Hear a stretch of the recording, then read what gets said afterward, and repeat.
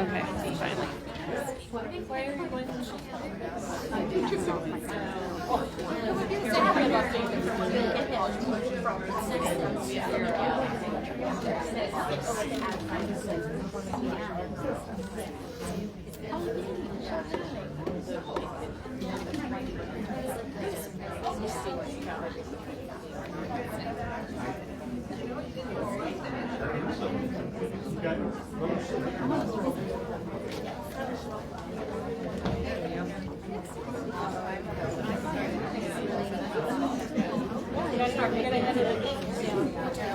Because that's how this one came along.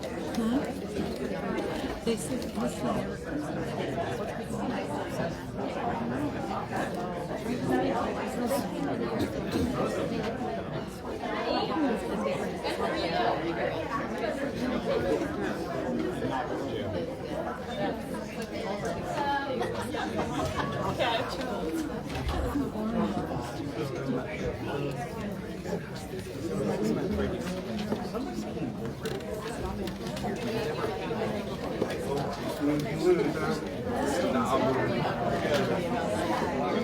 basketball season's over. I'm a little sad about that. But other than that,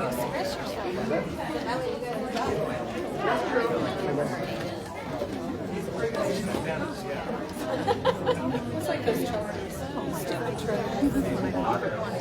you have to hold it up here because it will fall.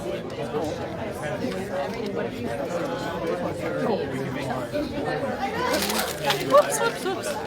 Glass water. They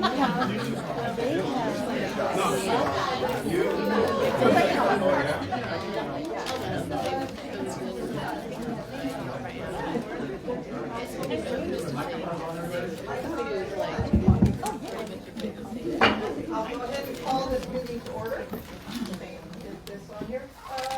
I am really grateful that we don't have to remind everyone to wear a mask. I am so thankful, but I do want to remind everyone that if you want to wear a mask, that is totally fine too. So with that wonderful news, we'll go with the flag salute led by Director Tripp.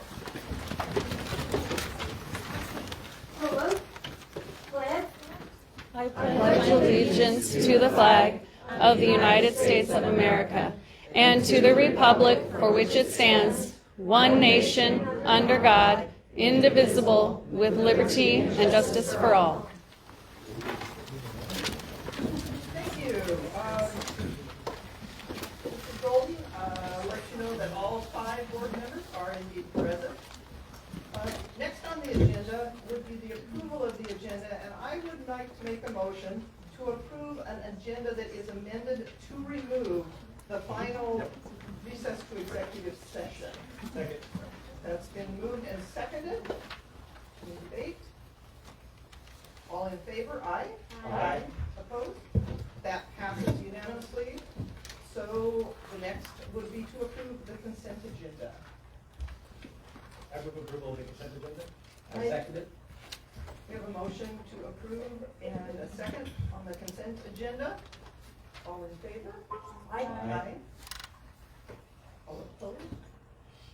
Okay, unanimous there. So, because I just want to call out, as usual, we have a personnel report, and I want to call out, we have our HR director is retiring, and I just want to call out Liz Campo, not only for being a friend of mine since kindergarten, but for all that she has done to support the district all these years in a position that most people don't realize that she does. So just an extra thank you. And as long as we're recognizing people, our special programs, Dr. Smith, we have some recognitions. Yeah, tonight is really just an incredible night tonight. We're going to recognize a number of individual teams, advisors for just some incredible accomplishments over these last 6 months of school. I'm going to ask Board President Ladder to assist me up front. I'm going to spend some time really bragging on the amazing faculty we have, and most importantly, the kids here in Walla Public Schools.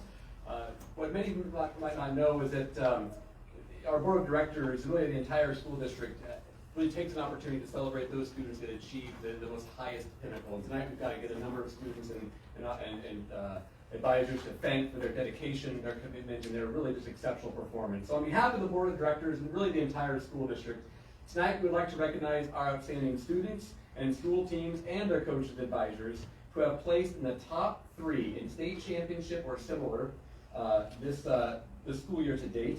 These students, coaches, and advisors support our mission and model our vision of developing Washington's most sought-after graduates. So I'm going to call up a number of advisors and students. We're going to have them all line up here.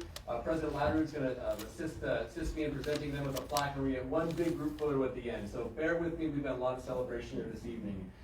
First, I'd like to call up our 3A boys wrestling coach, Mr. Jacob Buttonhoff. Come on up, and with him, accompanied by Mateo Casso and Jake Humphrey. If those 3 could come on up here, and I'm going to brag a little bit about these 3 individuals tonight. So first, Coach Buttonhoff says Mateo is the epitome of doing everything right. He is both constantly and consistently leading by example inside the classroom, at home, and on the wrestling mat. His growth mindset has allowed him to set accomplishments and goals. Mateo has also shown his toughness this season in wrestling. He finished the year at 40-10 with an outstanding 3rd place finish at the state tournament at 145 pounds as a junior. Let's give Mateo a big round of applause.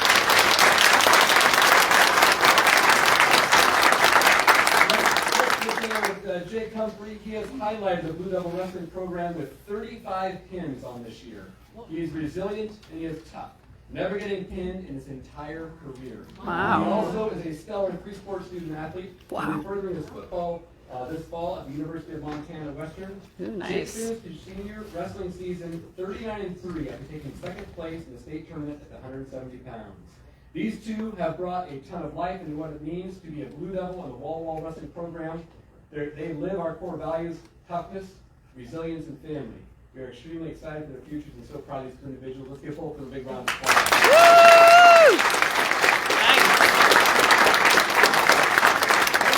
Now next, I'd like to bring up Coach Jason Postlewaite for our 3A girls bowling.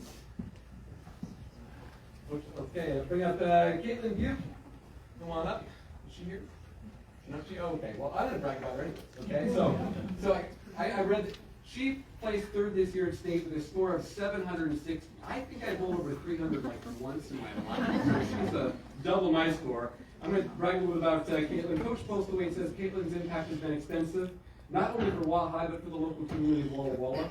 At Wahai, her work ethic and drive were obvious to the other bowlers in the team and left a lasting legacy for them to follow. Her remarkable improvement over the last 2 years in the program is a direct result of the work she put in, and she was rewarded with it with her performance at state. Let's give Caitlin a big round of applause. We've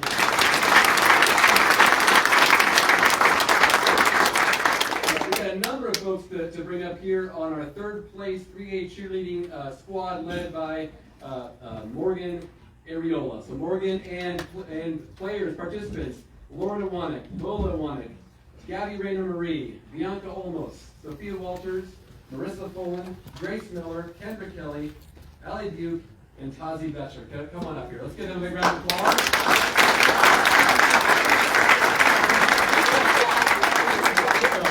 Coach Areola says this team has let the school know that cheerleaders are a heck of a lot more than just pom-poms. They are hardworking, dedicated athletes all year long, not only supporting each other, but supporting and cheering on other sports teams and the school. They have achieved many goals this year and hope they will continue to do so in years to come. We are so very proud of their accomplishments and outstanding 3rd place finish. Let's give our 3rd place 3A cheerleading team a big round of applause.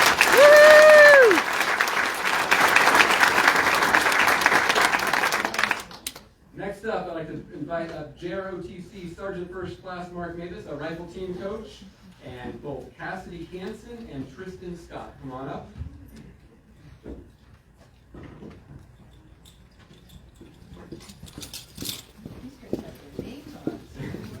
You won't get them mixed up. I won't get them mixed up. Rifle coach Mark Mavis says Cassidy Hansen began her marksmanship career as a freshman. During her time in JROTC, she has been awarded the Precision Rifle Badge, the Expert Marksmanship Badge, 4 gold medals for JROTC marksmanship, and the American Legion Medal for Marksmanship Excellence. She has represented Walla Walla High School at 6 national and regional championship matches in Washington, Oregon, Arizona, Ohio, and Michigan in just these last 3 years alone. This February in Phoenix, she captured the Army JROTC Western Regional Championship, placing her at the top of marksmen in 13 Western states. And just recently in Yakima, Cassidy won the JROTC Cascade Mountain League 2-state precision air rifle championship. Let's give Cassidy a big round of applause.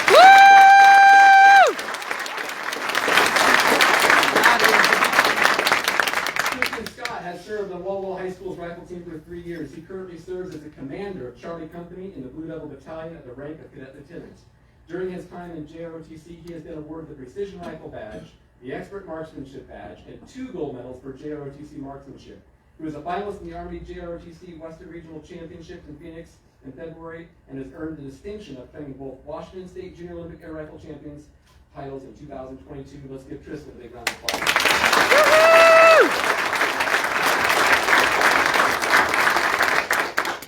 Next up, Mr. Roger Garcia, director of our music program here. We got some all-state and Western International Band Playing students. We've got Caleb Wagner, Sophia Groff, Ember Richardson, Suzanne McCult, and Aaron Christopher. Come on up. I'm not sure if they're all able to make it tonight, but I know some of them were able to make it tonight. So, music coordinator Roger Garcia has a following to say about these exceptional musicians. Ember Richardson is a junior and has been playing cello in the Walla Public School Orchestra program for 7 years. She has held several leadership positions in the orchestra, including principal cello of the Symphony Orchestra for the last 2 years. Outside of school, she participates in both the Walla Symphony Youth Orchestra and the Whitman Orchestra. Let's give Ember a big round of applause.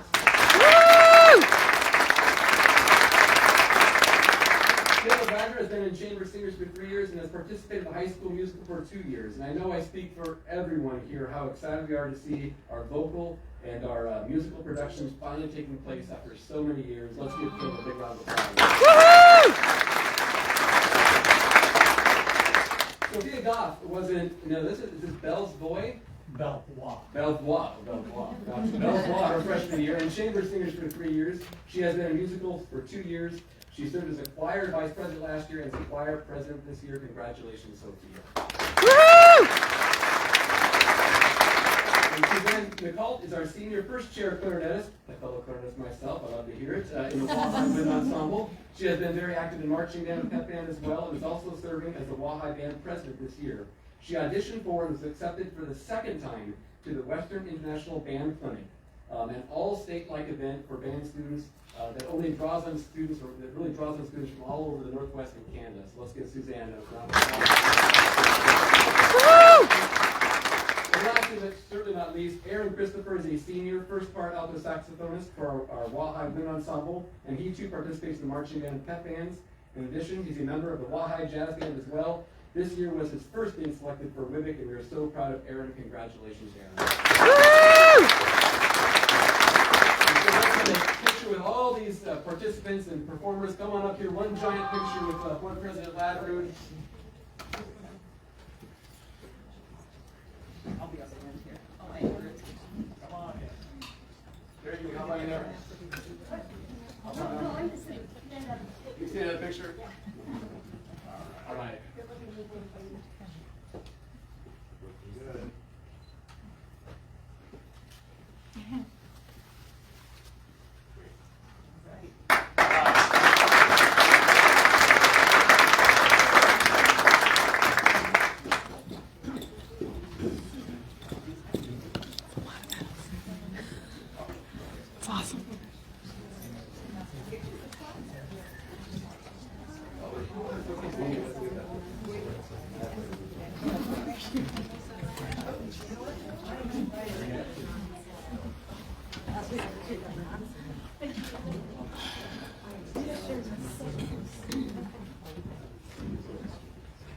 Indeed. Our next presentation will be the Blue Zones project. This is Megan Gold.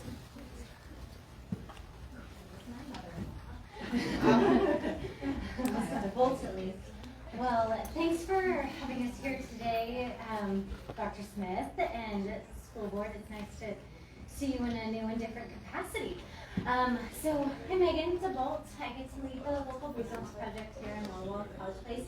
And Katie DePonte, our organization, leads with me here today. And I'm guessing this is a microphone for those who are listening online, right? Peggy just texted me. So I know. She's always watching. Sorry. We like to bring humor with us. So Blue Zones Project is brought to the Walla Valley in support, large support from Adventist Health. And so I don't want to move on before thanking Adventist Health for the support for Blue Zones Project. And Dr. Smith Wade is actually on our steering committee as well, which has been so helpful as we have launched into this project pretty head first and gotten to been able to make some real headway in just the short year and a half that we've been in operation. So I'm going to start off with very brief kind of background on Blue Zones Project, a scale of like 1 to 5 familiarity with Blue Zones Project, 1 being none, 5 being a lot. Rach should say 5. Yeah. 3. 3's great. I love it. 3's and 4. I like that.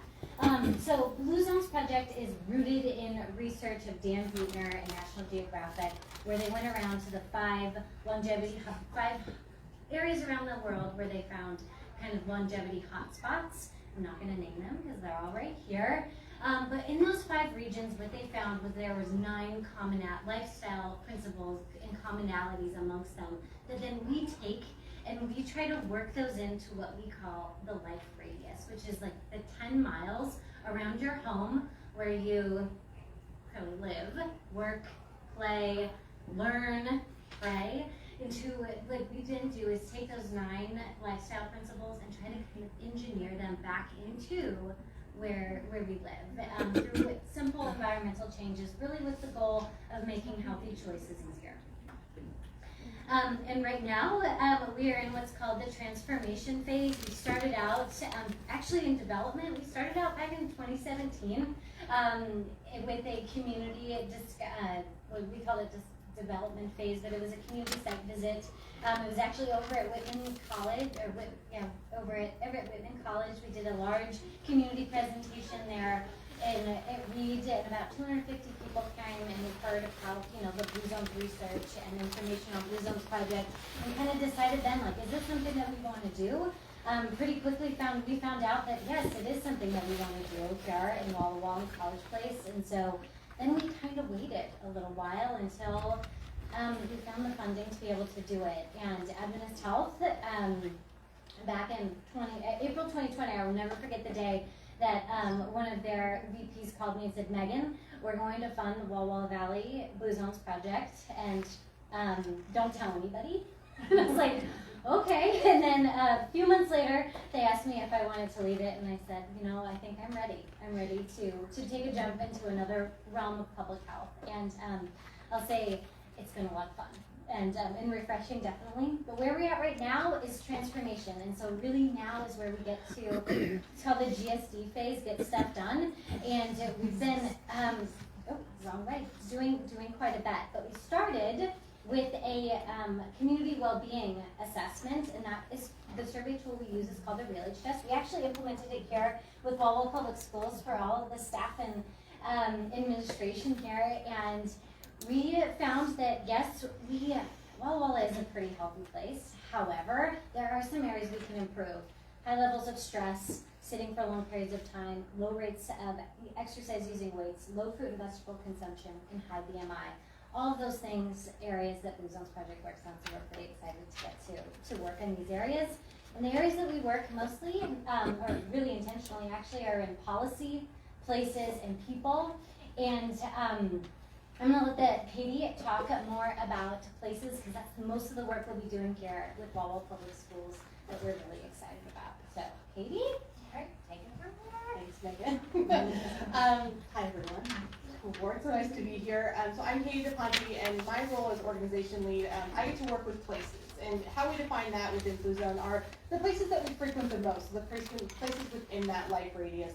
Those would include work sites, so where many adults spend a lot of their time.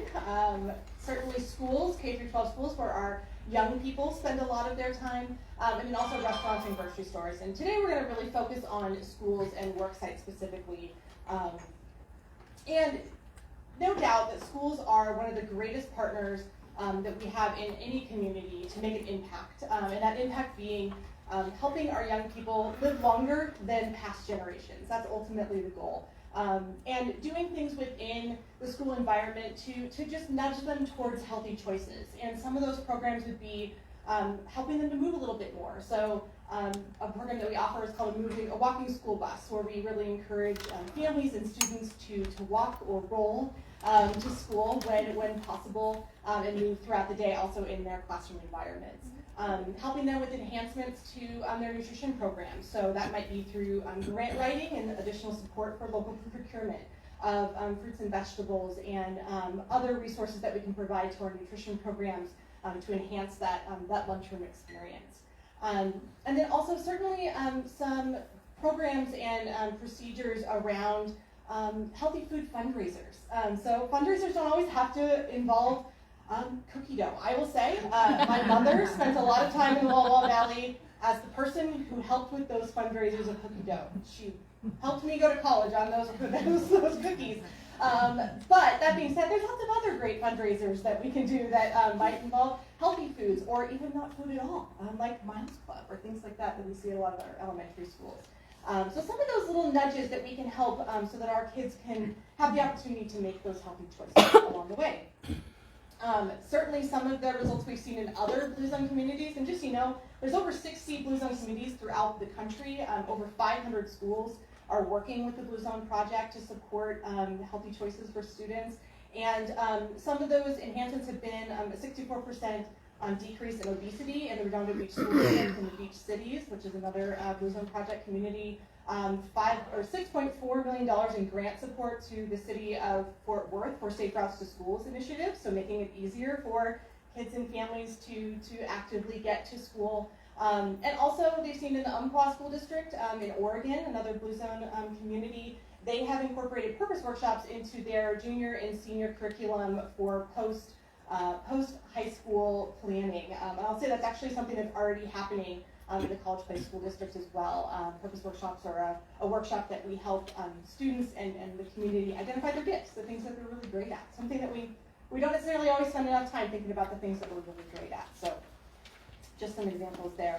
But we also work with work sites, so places that are adults. You all spend a lot of your time. And I'm really excited to say that we've already begun the work with Walla Public Schools as a work site. Had some really fantastic meetings with Liz already. I'm bummed to hear that she's retiring, although gosh, no one deserves it more than she does. But she is so excited about, even in her last months with the school district, being able to implement some programs for the employees, the staff and the teachers, the incredible people that help our students learn every single day to support them. And I will say this is also, I want to make sure that I get this policy correct, the numbers. It's 5515, is that correct? Yes, 5515. So the workforce secondary trauma stress policy that is new to our district, a lot of this work is in support of that. So I'm very fortunate to sit on the SHAC committee, which is wonderful. And when this came up in the fall, right after, I said, Christy, we can help with this. We have resources that can help with this. And she said, fantastic, we're gonna make that happen. And so being able to support a healthy work environment for our employees as well is truly important. So there are some current and upcoming partnerships that are already happening with the school district, which we're excited about. Certainly supporting a number of campus engagement activities. There's nothing better than seeing Dr. Smith and a cat in the hat reading to those kindergartners at Green Park, which was so wonderful. Many campus cleanup days, some spring fun days, things like that. And aren't we so happy that some of those types of programs can return to our campuses? Also working with our policy advocate, Emily Brown, who's also here this evening on some new tobacco signage and whatnot, some updates to some signage around schools coming potentially this summer and next fall.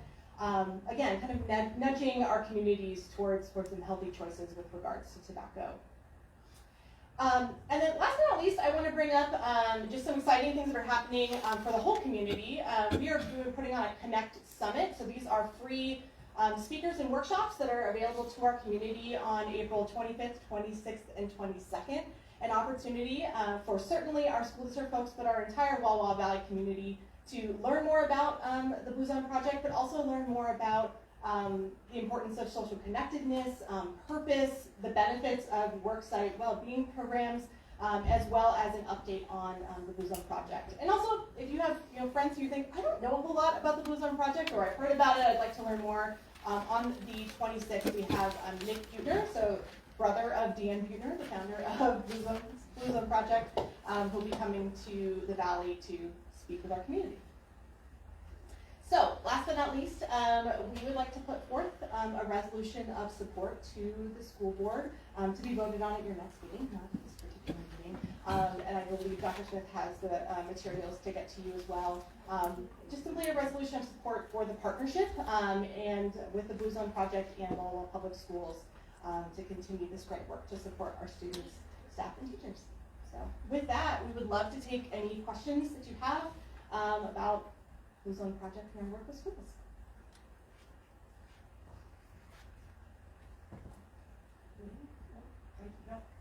Dr. Hampson, former board member, be smiling. You've been here a long time.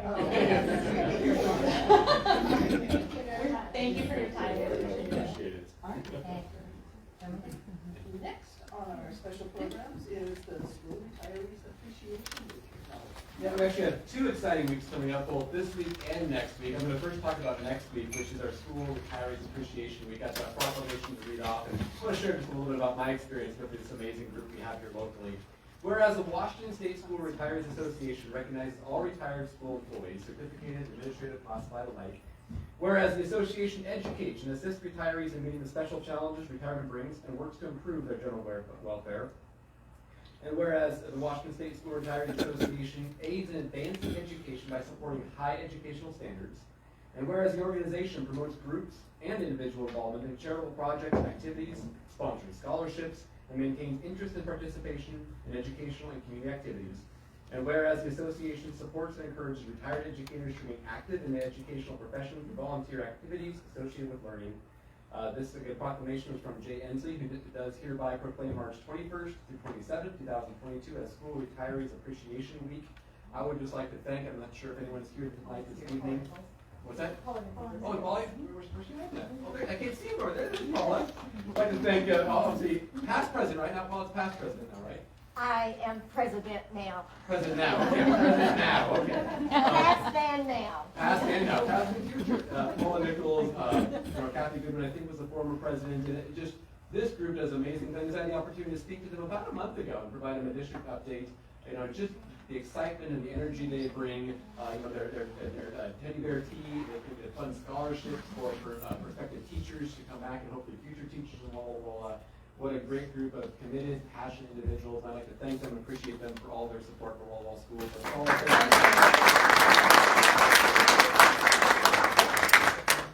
I have to comment, I'm kind of sandwiched between that. My mom is a proud member of the retirees, and my daughter, who is a teacher, benefited from one of their scholarships. So it's very near and dear to me. Next is Educational Support Professionals Week. Yeah.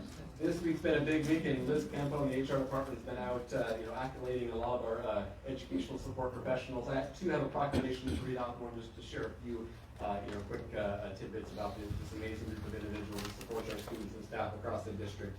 Whereas educational support professionals are involved in nearly every aspect of education. They maintain our buildings and grounds, preparing and serving meals, keeping school facilities clean and orderly, assisting in the classroom, providing instructional support for special education, English language learners, opportunity gap students. They perform and conduct research activities. They provide information technology and media services, administrative support functions, safe transportation, creating a secure and healthy environment, and especially in light of COVID, the incredible support our school and healthcare assistants have been. They have just done yeoman's work this last year.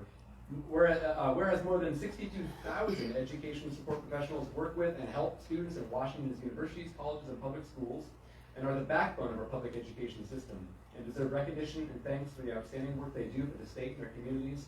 And whereas education support professionals are instrumental in fulfilling the state's responsibility to educate all students, and by supporting the learning environment, they serve as crucial partners with teachers, parents, administrators, and yes, school boards as well. Again, Jay Inslee, in support of this, that's hereby proclaimed this week as Educational Support Professionals Week, and it's our chance to really thank them. We've got gifts and goodies and other opportunities for us to thank them throughout this week. We kind of many schools, have a very robust staff piece and guest list for their celebrations as well. And I just You guys know this, our community knows this here tonight. They are the backbone of our district. This truly, it really epitomizes what the integral role they play across the spectrum, from assisting in the most earliest learners in our Center for Children and Families, up to supporting students filling out the FAFSA so they can go off to college and career. So I would like to give a big round of applause both for our school retirees and our educational support professionals. And let's give them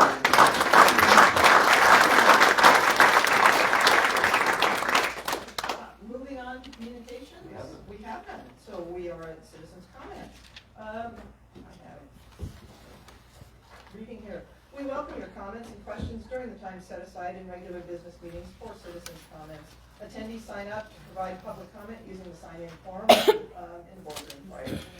This is a time when we welcome you to citizens to come forward and offer public comment, ask questions, or provide recommendations for educational improvement.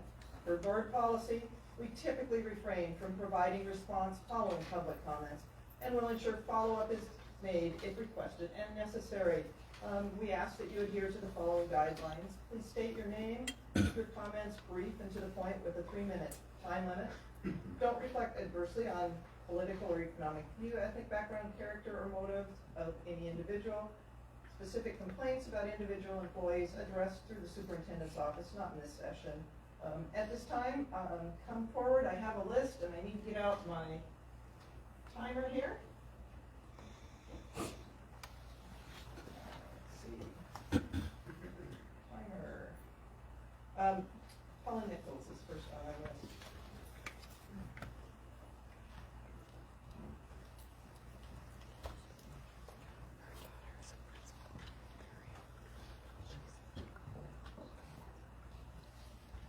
I am Paula Nichols. I was an active educator for 33 years, and I've been retired for 7 years. My husband and I first moved to Walla Walla in 1978. I would like to thank you for everything you have done during the pandemic for our children and our community. Closing school was a difficult decision, but at that time, it was the only solution. When schools closed down, the district already had a plan in place. Thank you for being forward thinking. It's really amazing that a 6x9 piece of fabric and 2 elastic strips could divide our community.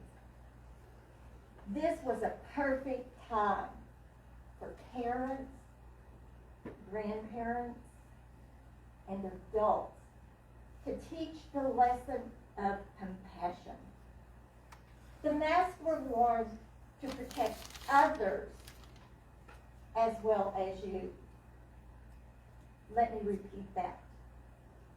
The masks were worn to protect others as well as you. What a great lesson this could have been. When we return to in-person classes, again, had a plan and followed through.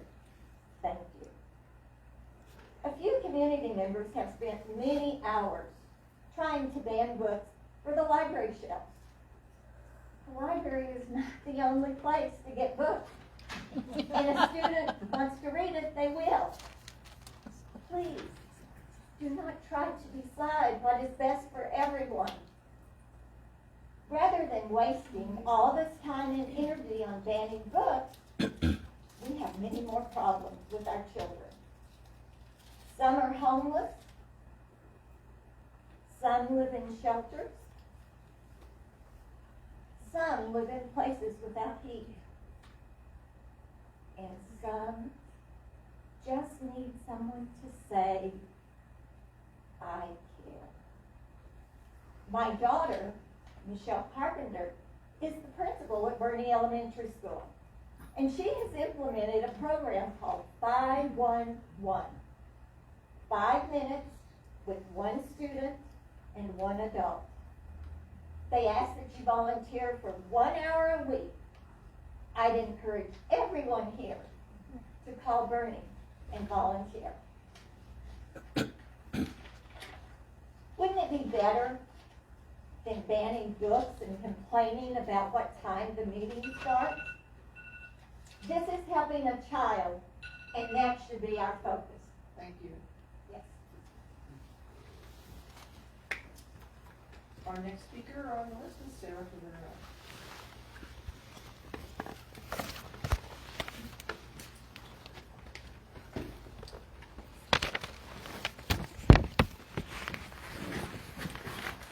Sarah Herrera. I want to thank you for acknowledging all of our students that really deserve it tonight. That was really great. I have attended every school board meeting since July. I have brought forth concerns as a parent and community member. I have asked for accountability and transparency. Specifically at the last meeting, I thought it would be beneficial to give concerns, but also possible solutions to these issues. To show examples of what I mean by partnering with parents. Since July, I have yet to hear from a school board member regarding my concerns. Not an email, not a phone call. I realize that your hands might feel tied in some areas due to governmental and state overreach, but if you had support, community support, would you consider challenging the status quo? Because again, you do not work for the state of Washington, you work for Walla Walla. What is best for Walla Walla schools doesn't have to align with what happens in a different city. If you look at recent testing data for the Walla Walla School District, you will discover that our district is falling short. In our high school, math proficiency is at 35%. And in reading proficiency, it is 60%. Yet we have a 91% graduation rate. Think about that for a minute. Lowering expectations does not do anyone any favors. In our high school, we keep continuing to say Washington's most sought after graduates. If we really want that to be true, we need things to change. We can't continue to declare that. Again, I ask you to consider getting back to the basics of education. Math, phonics and reading, science, history. We as parents do not have any desire for politically driven or polarizing curriculum here in Walla Walla. If it doesn't have to do with actual education of the main subjects, then it is a family matter. And it is a family's job to discuss and communicate with their children themselves. I know without a shadow of a doubt that this is where our children will thrive. Thank you for your consideration.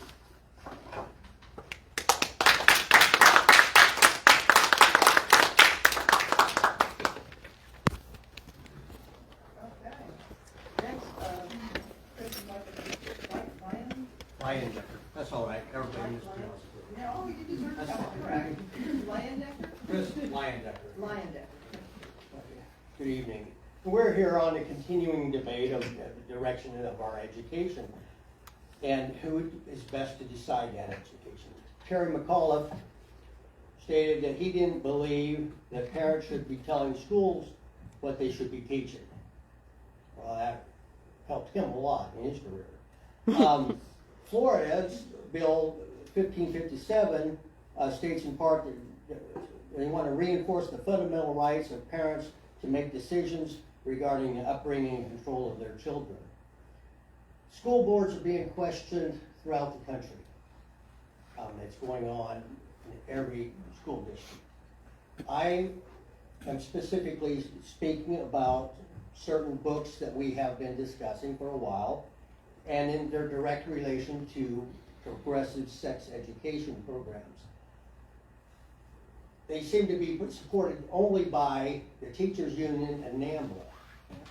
Now NAMBLA loves progressive sex education. It fits right into their beliefs. One of their beliefs is that age consent laws are an unnecessary punitive intervention by government. NAMBLA also believes in sex before 8 or it's too late. Now, many people out there believe that if you tell a lie often enough, it becomes the truth. In my 35 plus years in various criminal justice agencies, I've worked with many, many sex offenders, and I've worked with many, many victims. And I have seen over and over again that if you perform a sexual assault on a child often enough, it becomes normal.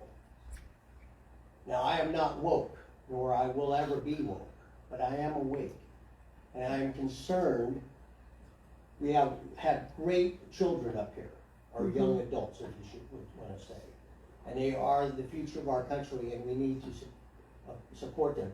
But we need to focus on their education and be very, very careful on what the parents should be focusing on, not the school districts. Thank you.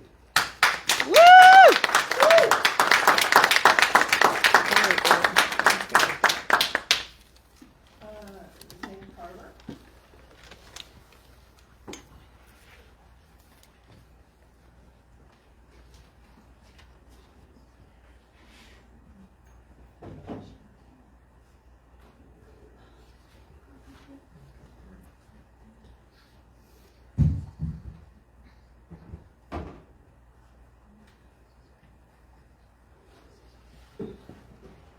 Hello, I'm Dr. Dana Carver, and I was asked to be here today to share a story with you. Mr. Ernest Ramirez could not be here himself, and he wishes that he could, but he asked me to share his story so that everyone could hear it. Now, what you see in front of you is just a few pictures of children who have been harmed by the COVID-19 experimental injections, and who I am speaking about is Ernest Ramirez Jr., shown right here. Okay, this is Ernest Ramirez Jr. Now, Ernest raised his son as a single parent. They did everything together. They were as close as close. His son was his everything. And when the COVID-19 injections came out, Ernest got his when his age group was appropriate for. And then later, when it became approved, or at least EUA, emergency use authorized, his 16-year-old son got the injection. And he got it because they were told that they're safe and effective, and they said, you have to do this to keep other people safe. His son died 2 days later. He was playing basketball with his cousin, and they called the ambulance. They performed CPR on him for the whole time, continuing in the hospital, and they could not revive Junior. The doctor told him that his son died of an enlarged heart. He later had his son autopsied because he needed to have the truth of why his son passed away. And the answer was because of this injection. Not just a suspicion, 100% confirmed from autopsy, myocarditis and sudden cardiac death. So when they tell you on the news, when they say that myocarditis isn't serious, they say, oh, it can be treated with some anti-steroidal, some anti-inflammatory drugs, and that most people recover. Do we know that? Let me point out that these injections are experimental, that the adverse events are underreported. And if you want a fairly current number of the cases of myocarditis and pericarditis, I have a number for you here. It is 29,716. And from those who have studied the underreporting factor in bears, it's between 31 and 41 times. So you take this number, you multiply it by at least 30, and that's giving you a more accurate picture of what's going on out there. Now, these children can't speak for themselves, but you see the notes. You see how young they are, young, healthy lives. Is there any way, any justification for pushing this on healthy children who don't need it? And they say it's to save children, but if you look at these children, these sweet, innocent children who did not know that this is dangerous. There needs to be informed consent and choice whenever there's risk. Thank you.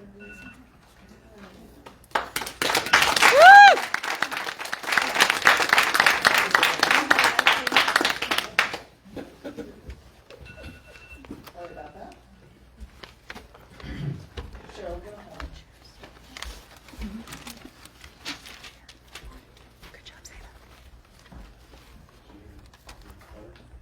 Who? Cheryl Drumheller? Oh.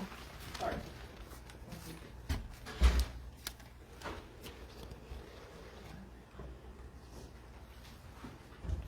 This picture was done by 10th grader coming home from school.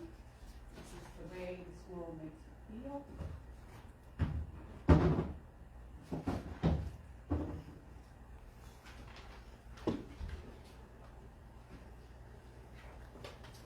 I'm Cheryl Drumheller, and I've been here a few times. I says, I know that all of you must be confused at why we continue to come to the school board meetings and speak against the things that you are pushing on our kids. If this was the only school board that it was happening to, I would wonder myself. But this is happening all over the United States.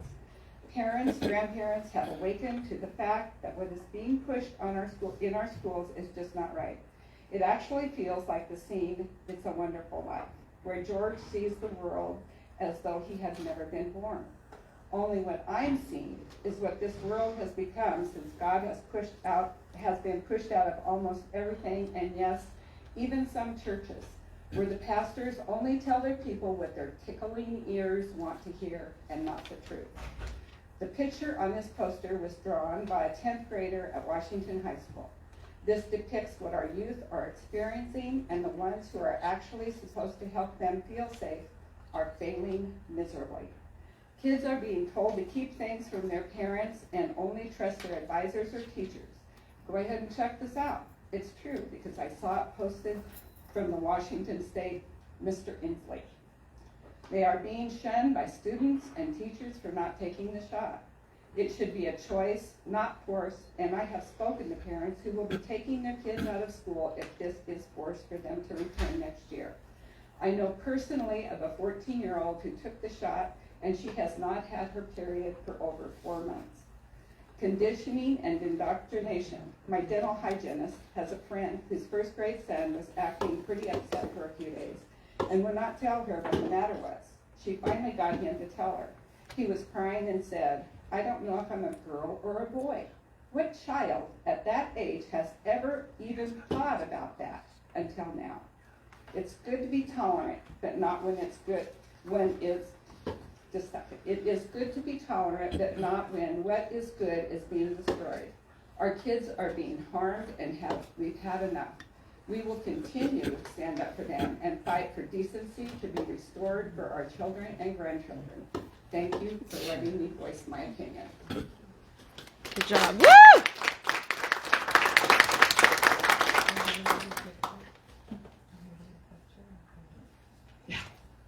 Heather Johnson? Oops, my foot fell asleep. Oh no.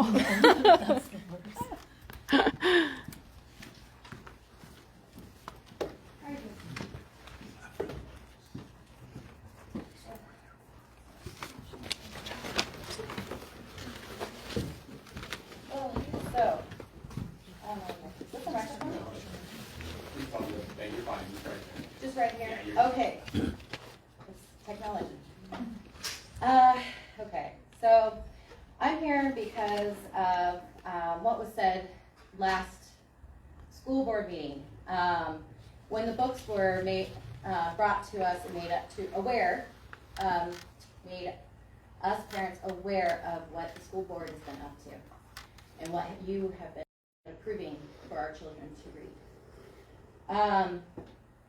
The bluest eyes specifically is what I'm referring to. The fact that it has straight up child porn in it, that it comes from the perspective of a father raping his 11-year-old daughter and getting sexual arousal from it. So that is not appropriate for children. And for the individual who said in one of the meetings prior to that he read all 4 books and thought all 4 books were appropriate for children to read is shocking within itself. So either that person did not read that book and was a liar, or is okay for pedophilia to be in our schools, for our children to be exposed to that.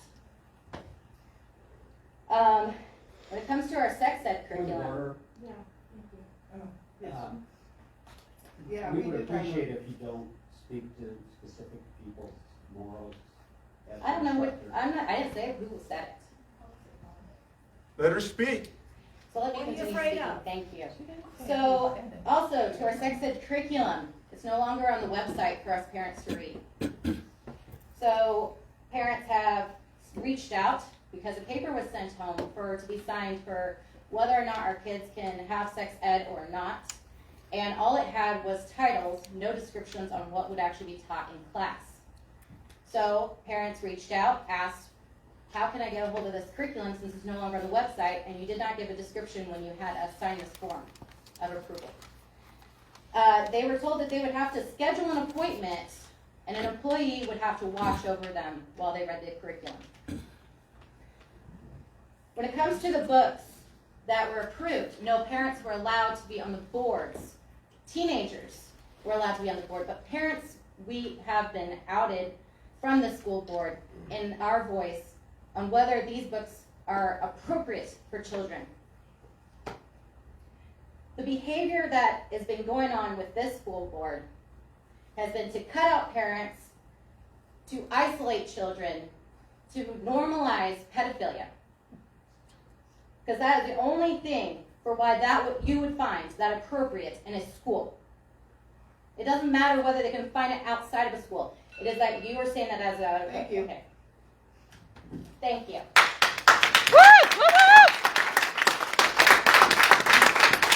Good job. That the entire section of education curriculum remains on our website, has been on our website, including the teacher's edition, both in English and Spanish. Thank you. Yep. I had a note on that. Yeah. Appreciate that clarification. Patrice Townsend.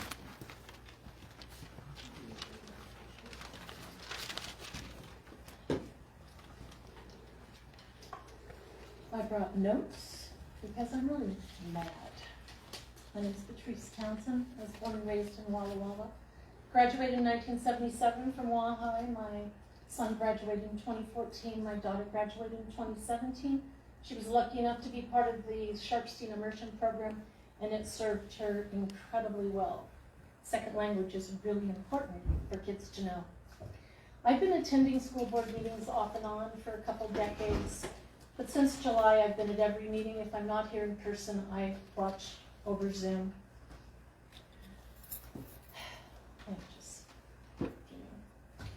I have sat mostly quiet while listening to individuals and members of organized group make the most ignorant comments before this board. These comments can be easily debunked. Everything from COVID misinformation to non-existent curriculum being taught in our classrooms. Many here tonight don't likely know that Superintendent Smith and the board directors have had a request through the Freedom of Information Act. Nothing unusual there. That's what that act is for. These requests are around Governor Inslee's mask and mandates. Requests are around his mandates. What is unusual is that as of Friday, 10 individuals had what is requested identical documents of all board members. This is not wanting information. This is a deliberate and orchestrated act to use the system to bury our board in unnecessary work. This is harassment. Laugh all you want. At the bottom of these documents is the name Louis Ewing. Ewing prepared the documents given to the board as it states on the bottom of these documents. You may ask, who is Louis Ewing? Do you want to know who Louis Ewing is? Louis Ewing is a lawyer. Although he's not licensed to practice, at least not in Washington state, he has appointed himself a vaccine mandate legal warrior. To add to his credibility, he shares this belief that the chemicals in masks shrink men's penises. Look it up. Google him. Louis Ewing. This man is directing people in here of how to block up our school board and bury them in documents. This is harassment. I am so sick of these people and organizations taking valuable time and money and resources from our amazing school district.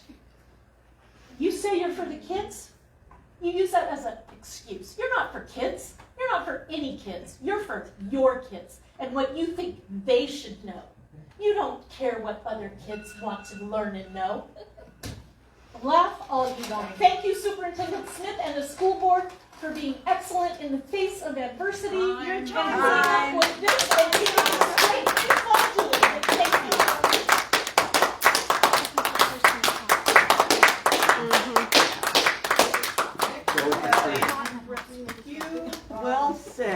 Is that Hugh Steinitz? Well said. Thank you. Got that right? None of the lies. Hugh Steinitz? Okay, and that would have been our last one, so. We now move to reports. Thank you. We do our student representative. And no, I'll put my camera away. It's not very long this time, but President Louder, school board members, and Superintendent Smith. Recently in ASB, we have mostly just been planning lots of events. Not much has happened. We're still just in the planning process. But we have prom, which is coming up on April 30th. And then Conspiracy of Hope is our annual talent show, which we haven't been having in a few years, so I'm excited to do that. And that will be on March 24th and 25th. It'll be a free event, but donations will be going towards the Hope Street organization, which for those of you who don't know is a sober living house for women. So I encourage you all to come because it's actually really fun. And we also have elections coming up for next year's executive and class officers, which will be held in the last week of March. And lastly, we're promoting Down Syndrome Awareness Day next Monday by encouraging people to wear mismatched socks. So, That's cute. are there any questions? You know my question. How are the lambs? Do we have a lamb? No. I love the lamp. I TA for Mackay, and me and Emily go out every day and go see the lamp. Thank you, that's my Don't class. let her bring one They're home. doing good. Rachel, how was this week? Back on Monday, obviously, the mask. It was good. Honestly, I was a little bit worried. I kind of thought that there would be both ways, people being upset, but I haven't heard of any comments. We talked about it that in ASB too, and I haven't heard about any comments or anything like that. So. I know Principal Higgins had a really good message that they watched on Monday morning about just being respectful. Students we have some students are wearing a mask, some staff are wearing a mask. But it sounds like things are going pretty well then with that. Yeah. Thank you. Thank you. Thank you. Flip the page over, the board of directors report. Mr. Sarley. Nothing to report. I had a meeting on Monday with Maria Flores at OSPI to talk about various districts in the state and their FedPi efforts. And she had never heard of that box. But we had a very good conversation with her. The conversation went so well, it actually asked us to prepare a presentation.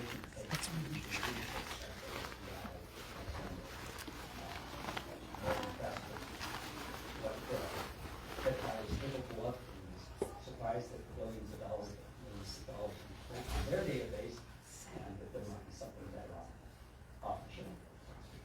So hopefully that will.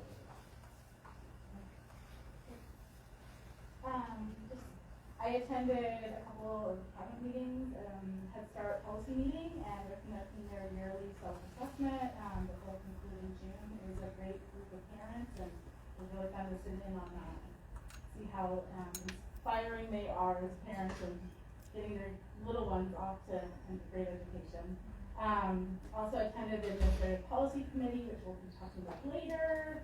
And finally, last week I attended the Equity and Access Committee meeting, and we had a technology update as well as from Director Ross, and update on COCO, which is Color Our Awareness on Color Our Community on Awareness from Cia Cortinez, and an update on the kindergarten and early learning roundup and Day of the Children, which I encourage all the board members to try to attend because it's really exciting. And also a discussion around belonging in our district.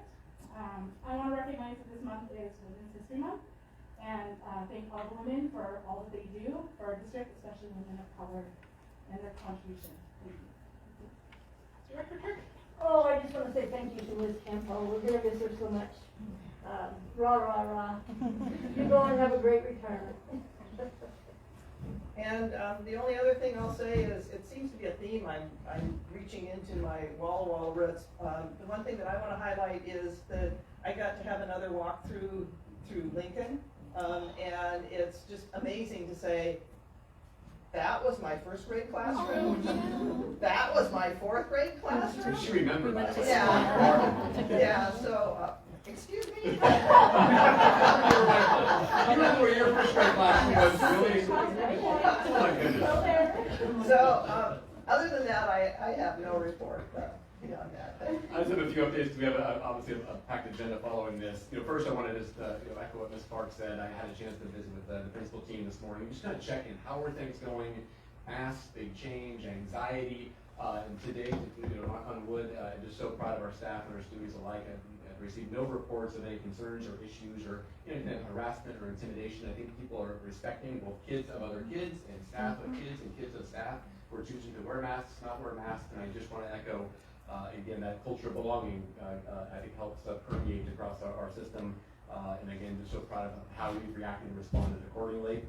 Spring sports are in the air. It's exciting. Big track meets. Today we had 3 different activities going on. We had tennis and baseball. We had softball. It's great to see kids out on the field and the sun kind of shining here and there. And I just want to invite the board to make sure you participate and try to check out the amazing activities our kids are participating in. It's just great to see kids get back out on the fields and competing. For those that weren't aware, I think most of our community is aware, we've had the grand opening of a Wahai Commons/cafeteria. This is a huge undertaking, on time, on budget, remarkable. The work that Director Wilson put in. Hopefully you saw some of the pictures that we took and try to really get the word out. This is a true celebration, just an amazing improvement to Ruth's old cafeteria there in the high school. Just open, welcoming, selection, and again, would encourage the board to come and join me for lunch one of these days, and you'll just be amazed at the improvements made there. And lastly, it's as we are knocking on wood, hopefully this pandemic is behind us. We can move forward and chart a path forward, get back to the business of educating kids and supporting our staff.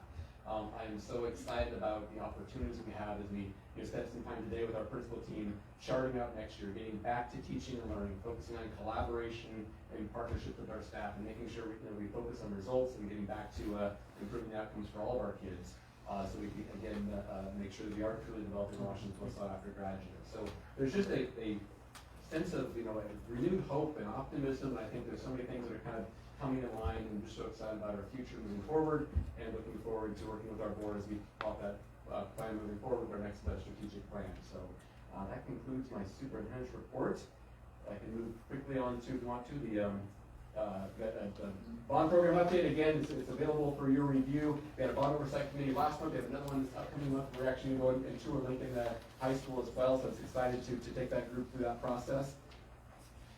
And let's go on to the enrollment report. Mr. Garnier can pull this up. Not too exciting, not too discrepant from our previous months. Look at the very bottom of the screen down there. Pretty much continuing on our trend line. Of course, this will have a significant impact. As you know, we're developing next year's budget as we roll these students forward. You can see over the course of the last 4 to 5 years we have attrition off kids, but we're following pretty much in line with previous year's numbers. It'll be interesting to see if the mask removal has an impact on student enrollment, if we're going to see potentially recapture some of these kindergarten and first grade students who maybe have been withheld from their parents from attending school. We're not seeing that today, and so we'll continue to track that. Of course, next month's numbers will represent who comes back this month, and so that'll be an opportunity for us to keep an eye on that.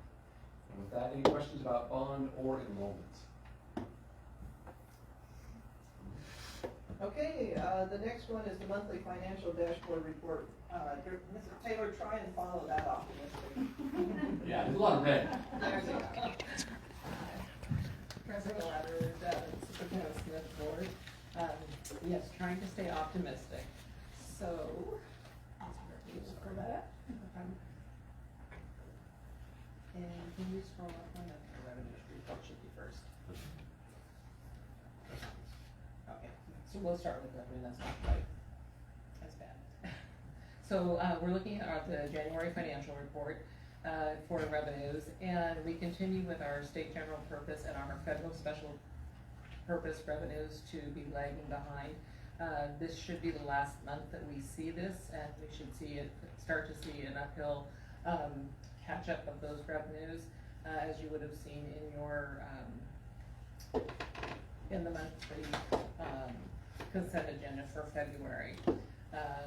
Like I say, the state general purpose, we have been lagging behind those projections, but those will begin to catch up. And then once we know what the whole time list, what that's going to look like, we are anticipating that in April, those should start being released to districts, and so that again will increase our revenue between now and the end of the school year.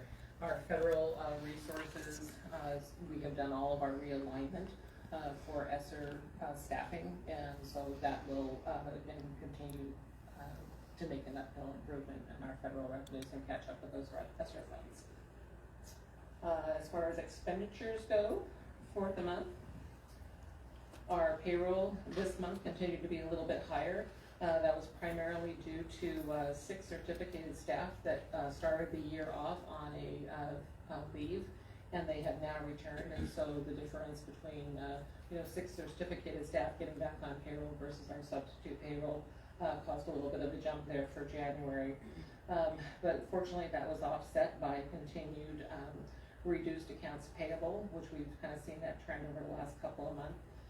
So overall, we've got just a small variance in our year-to-date projections for our expenditures. But the cumulative total, as we move on to our ending fund balance, Dr. Smith wanted me to use like a chartreuse or a deeper blood red on this. But again, as you would have seen in the consent agenda February report, we do see an uptick in that, where ending fund balance is at 5.7%, but for January we are still at about 5.26% of ending fund balance policy. And between now and the end of the school year, I continue to anticipate that we will end up being around 7% of our ending fund balance policy as we start to see those corrections come in for our state and federal revenues and any adjustments that we have. And LEA, we get our next big jump in LEA payment will come in April. That's fairly significant, and then we'll see the last payment again in August. So those are 2 big revenue payments that we'll be seeing coming in. Any questions on that? We will try very hard to have better colors for you next month. Thank you for being a It great might message. be red next month. It's red, and the percentage is a little bit better. But we want what it is. We need to know exactly what it is, because that's, we have to have the reality. So, thank you. What may be the last, who knows, of our COVID-19 updates. Oh.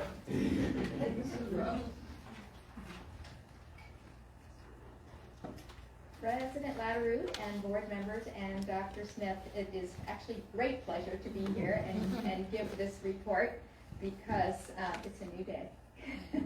After 2 long years, it is a new day. I'm going to just highlight a couple items. As you know, we had new Department of Health guidelines that came out based on the removal of the indoor mask mandate that started on the 12th of March. And to quote I appreciated the front page of the UB today that in big bold letters said masks optional but respect required. And I really, really appreciated that. And I can tell you that today was the end of the 2nd day, and my phone has not rang one time with a concern or a request or a problem or a parent. And so I was pleasantly surprised. Our Walla Walla Public School dashboard has continued to follow the trend of the county. We today have 6 students and 1 staff member, and these were all students that were from family exposures and not school exposures. I think 5 of the 6 all came from the same family. And even though I have them listed on there, they're within the 10-day isolation period, but with the new guidelines that bring people back on day 6 with either a negative test or a mask use, most of those people and students are back already. But I still count them until their 10-day isolation period is up. But our testing positivity rate within the schools has been 0 for the last 7 days. The county positivity rate is 1.8%. So remarkably different than the way it has been before. I did a little digging to find out what our vaccination rate in Walla Walla County is. I don't have it specifically broken out by our school district, But in the 5 to 11-year-olds, it's 23%, and the 12 to 17-year-olds is 43%, which is a bit lower than what our overall county immunization percentage rate is, which is in the 60%. So we do have a little work to do there. We still consider immunization one of those layers of protection from COVID or for any further variants or surges down the road. We have continued to have county-sponsored vaccination clinics at our Southgate site every week, Fridays from 9 to 5 for 12-year-olds plus, and Saturdays from 9 to 5 for the 5 to 11-year-olds. And that will continue until the need is, or the demand is just not matching up to the effort that it takes to put on those clinics. Any questions? They do take walk-ins at those clinics.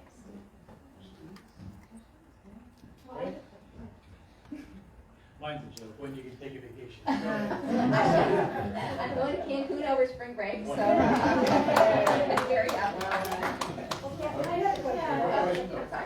just have a question.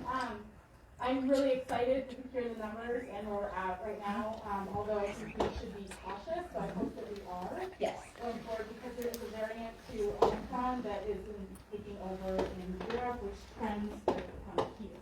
Right. So hopefully that doesn't happen, but I hope that we continue to be cautious.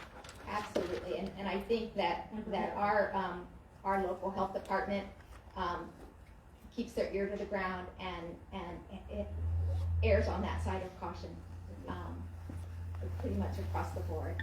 And I don't think any of us ever want to go back to January of 2022. Thank you for all that you've done. So did you turn your phone on today? I did. I'm gonna call her tomorrow morning first thing, just wait. Thank you. Thank you so much for so long. Number 6 on the item is social emotional supports update.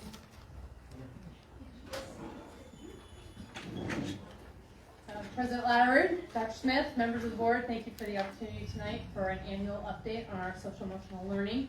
I want to introduce three colleagues to you tonight that also have a part of this presentation because they are part of the incredible work of this pillar. So Kristen Duty, our mental health specialist, Hannah Weber, who's one of our elementary counselors at Prospect Point, and then Jennifer Matson, who's our behavior specialist. So you'll hear from them briefly.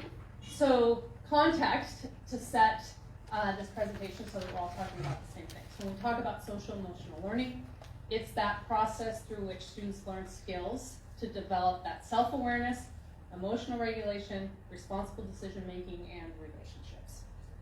So thinking back to our original strategic plan, and 5 years ago, we're talking about goal 3 tonight. And so specifically the outcomes from that, as listed on this next slide, one of them being that implementation of district-wide student behavioral support programs. So that's what we want to focus on tonight, is to talk about what we've done to fulfill that pillar and a couple next steps. So just timeline overall, district-wide supports.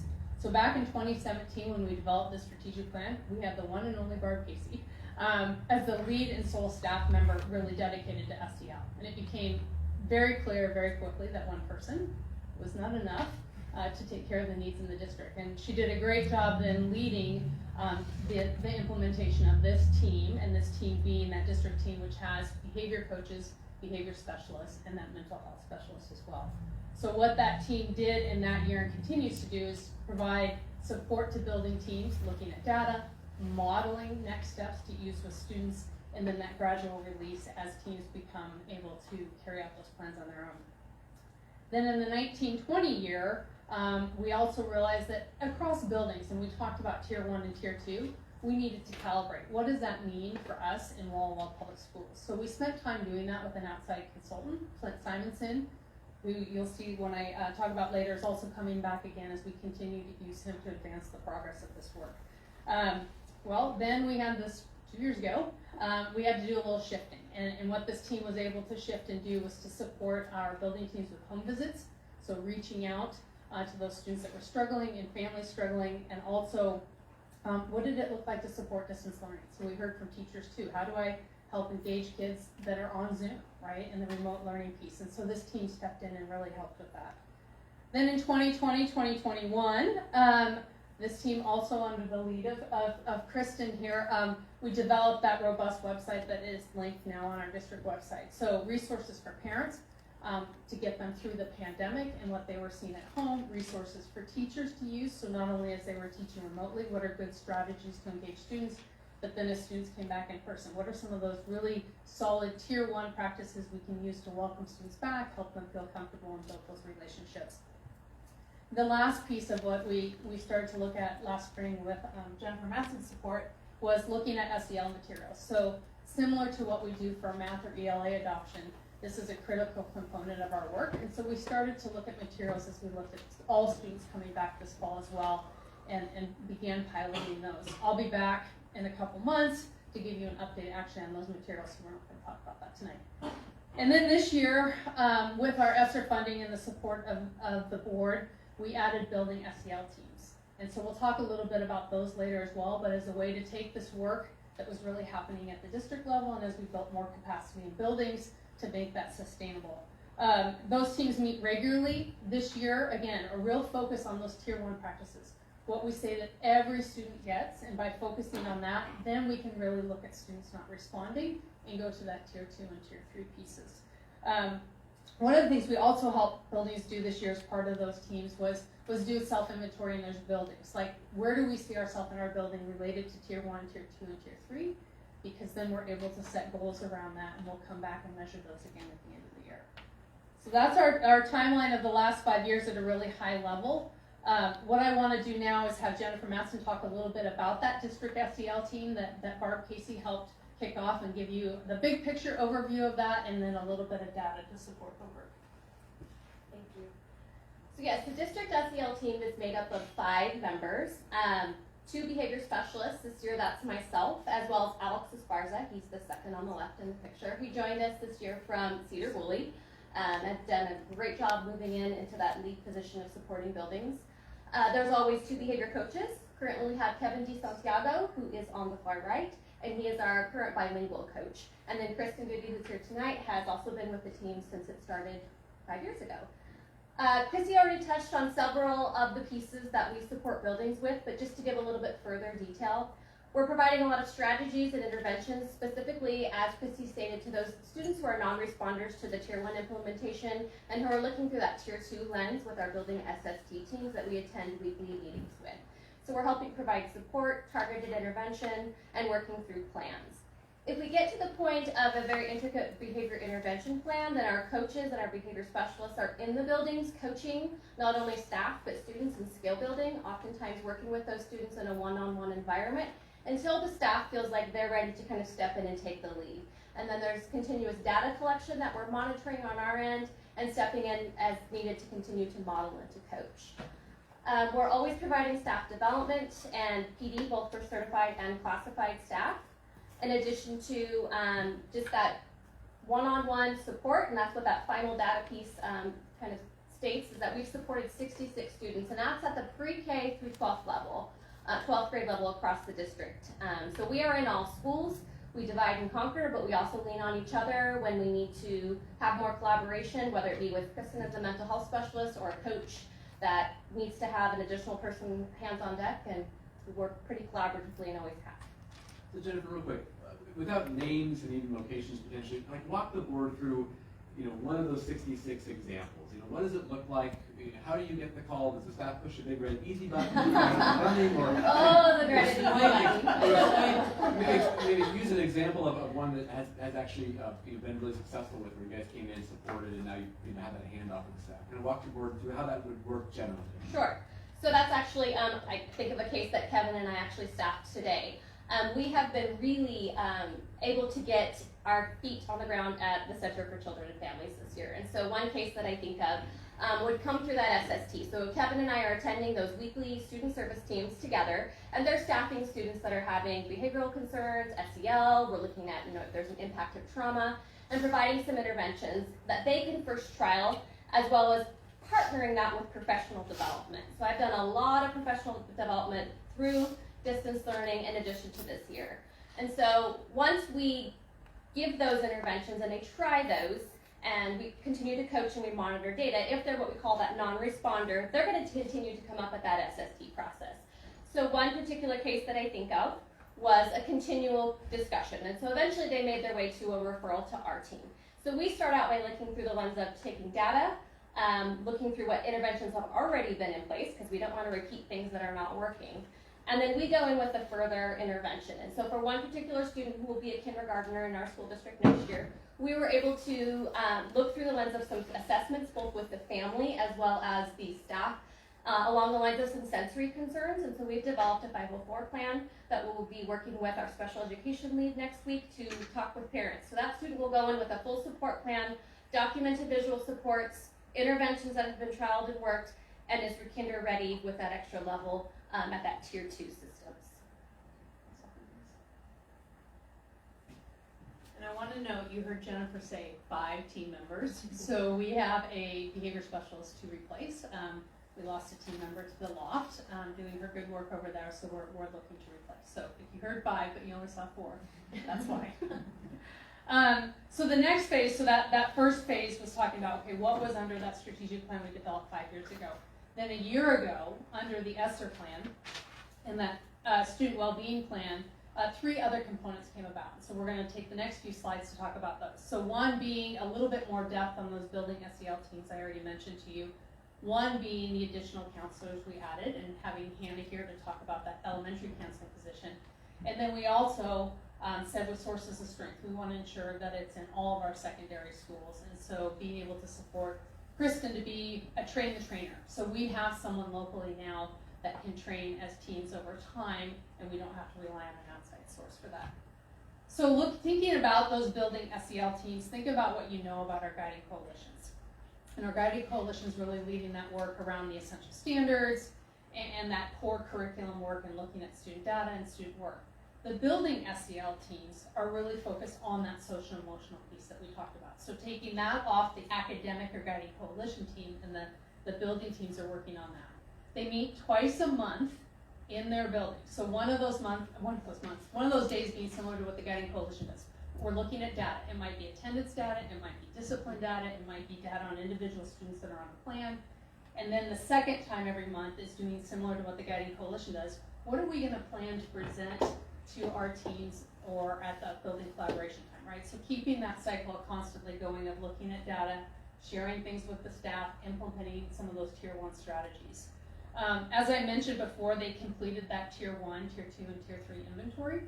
And because our focus is really on tier 1 this year, what is good for everyone across the building in every classroom, we're going to come back and do that inventory again at the end of May so that buildings can celebrate growth, but then also start to front load. What is it we need to continue to work on for next year as well? These teams at the building SEL teams, so when we bring them together, and I say we, I mean Jennifer and myself are working with those teams, we're providing opportunities for them to read articles based on struggles we've heard that are happening in the building. So how do we best support students that are dealing with anxiety? So we might read an article together and make it such that then those building teams can turn around and make that part of what they present to their buildings. We've given them an opportunity to celebrate growth, look at data, make plans. And so it's just, again, that ongoing cycle. And by bringing teams together every month, they have that opportunity to share across buildings and make sure that they're also using each other's resources to share ideas. And also we've talked about as part of those strategies for helping the adults connect with students and plan for those unexpected behaviors, right? So instead of waiting till we're frustrated, the student's dysregulated, how do we get out in front of that? So that's been another key piece of what those teams have been working on this year. And like I mentioned earlier, so actually in 2 weeks from tomorrow or Thursday, Flint Simonson will be back. He's a pretty strong, I would say, state lead in PBIS. And so we're going to work with him on next steps about tier 2 and tier 3. So that tier 2 being everyone's had tier 1. Students that are struggling to respond and maybe need more, it might be small group, they need a little bit more, and then that tier 3 being really that individualized support that students need. So the more that we support buildings and understanding those tiers and getting pieces in place, it just becomes more systematic instead of reactive. Not trying to work them out of a job, because we still need this team and their expertise and the support they can provide, but the more we have at the building level, the less we rely strictly on the 4 or 5 people that are on the district team. One of the other components that was in that ESSER plan and with your support was the funding of counselors. And so I want to give Hannah Weber an opportunity to talk about the elementary counseling position, as that's been one of the key pieces that with your support we've added this year. So hi, I'm Hannah Weber. I am the elementary counselor at Prospect Point, and I'm just going to give a quick overview of some of the things I've been up to this year, and as I talk with my colleagues, what we have also been up to. So we're piloting an SEL curriculum this year called Harmony. So that's an opportunity for counselors to get into the classroom, get to know students, get face-to-face, get some interaction. I see each classroom twice a month for 30 minutes. I see kindergarten through 2nd grade 1 week, and then I go in and see 3rd grade and 5th grade the following week. So students are getting to see me and I'm getting to see them, and it's just great because the teachers are in the classroom when I'm doing those lessons, and they're able to kind of keep those lessons going as the days go on and I'm no longer there. We're also working with students individually in small groups. Small groups can be a very wide range of topics, from anxiety to skill building to students who are going through grief to students who are maybe experiencing a divorce. So where students can come together and kind of have a sense of common identity and kind of talk through a lot of those things in a more intimate and safe environment. When students are not, going to thrive in those small groups, we meet with them individually one-on-one. We're also connecting families to community resources. So a lot of that this year for counseling has been for mental health, and across the nation and also all the while mental health services are really, really backed up right now.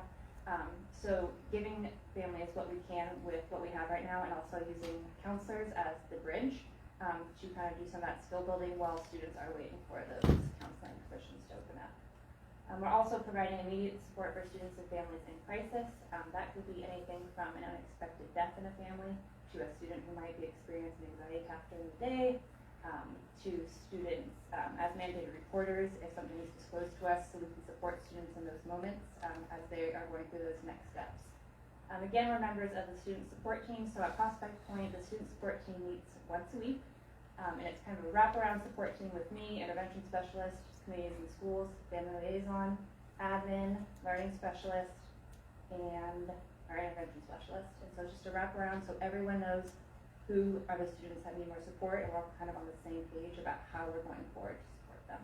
And then we're also members of the building SEL team, like Christy mentioned, and just kind of bringing back what we have at those monthly meetings with the whole district, bringing that back to our school at our PD time. So that's a little bit of what elementary school counselors have been up to. And the final piece of the ESSER plan that we want to talk to you about tonight, and Kristen's left you a pamphlet and a button next to you as well, is that sources of strength, and I'll give her an opportunity to give you an overview of what we've been doing this year. So sources of strength is a pretty amazing upstream suicide prevention model. So it's really focusing on hope, help, and strength. So we want to focus on what can we do to really help students, all students, who are struggling with what they call the big three emotions: anxiety, sadness, and anger. And so they've done kind of a lot of research behind this, and it's been a program for a couple decades, started in North Dakota, and they found these 8 components that are on the wheel are really kind of the key factors to being able to have those strengths in your life to be able to handle this. So it's things like family support, positive friends, mentors, healthy activities, generosity, spirituality, and physical health and mental health. And so what we did is back in the fall, we had staff at all 4, so Garrison, Pioneer, Lincoln, and Waukee, staff volunteered to take on the adult advisor role to be a part of this group. But the big component is it's peer-led.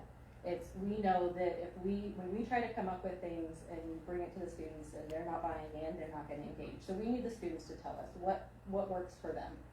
And so we had students nominated by their teachers and using the sources of strength social network theory.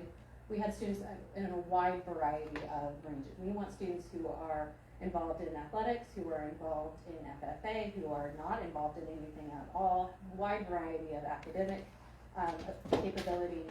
So it really is representative of the student population. That way you reach as many students as possible and get as many insights from different communities. So they got together on a Monday. All the staff got together to learn and engage in the sources training. And then each school had their own day. where they kind of got to meet each other and the growth that they had. We had students who were whispering like at the first activity, and then at the end they were standing and singing, and so the growth that they had, just dramatic coming in. For most of them didn't know anybody because we didn't select peer groups, and so they just had a really good time, and they started planning, and that was where it was a Garrison student, and I made a suggestion, and she looked at me and goes, yeah, my friends won't do that. I was like, perfect, thank you. Thank you for telling us that, because we don't want to spend time and effort in planning.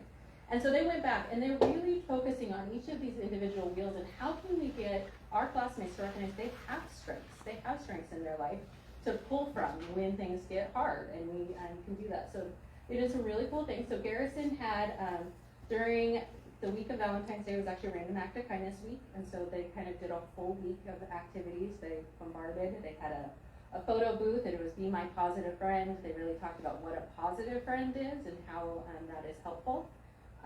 They did some lunchtime activities, the sources of strength. Students were able to talk to PE teachers into letting them come in and teach some games, and to bring some kind of fun and talk about the importance of interacting with each other in positive, fun ways. Pioneer, one of the very first things their students said is, we want to talk to the teachers.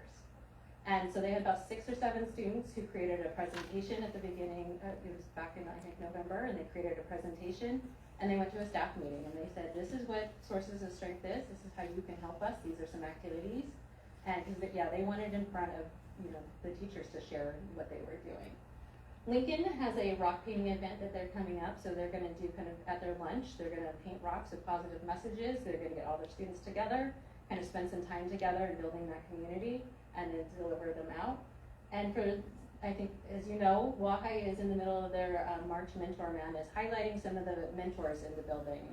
And really focusing on a mentor is somebody who can help you when you're stressed, but it can also be, you're trying to figure out where you're going, or they can encourage you if you're doubting yourself and your abilities in something. And so being able to have kind of a positive mentor at school is a component. So they've got teachers playing games versus students, and having a really fun time. And then they were able to write, I think, first day the Commons open, they were in there, and they were using it, and they had the sound system going and everything. And so I think March 29th is the final, with a student versus a teacher competition to see kind of who wins. And so just a lot of really good stuff that they're doing, and just really sort of spreading that message of kind of hope, and getting the students to kind of recognize that they have the things that they can pull from.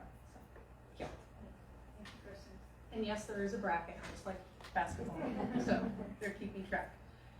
So to summarize, what is the data telling us about this? So you're familiar with the CEE survey, and part of the results you get are, what are the things that have the top 5 movement and the bottom 5? Well, good news, in the staff, student, parent survey, we have in the top 5 something related to this work that we've supported through the strategic plan. So from our staff, those 2 parts that are highlighted, our district has a social and emotional framework. That's one of our biggest growth areas. It's not something we had several years ago, if you look at that trend line of data, and that they've received training on instruction and support for social and emotional learning. So those pieces that we're able to push out, what you can be doing in the classroom, and then what can we be doing school-wide. So we feel like that's a good success and a good growth for us to see. From students, that sense of belonging. I belong in my school. So thinking about sources of strength, thinking about the ways that as adults we welcome students and build relationships, that was another really high leverage point of growth.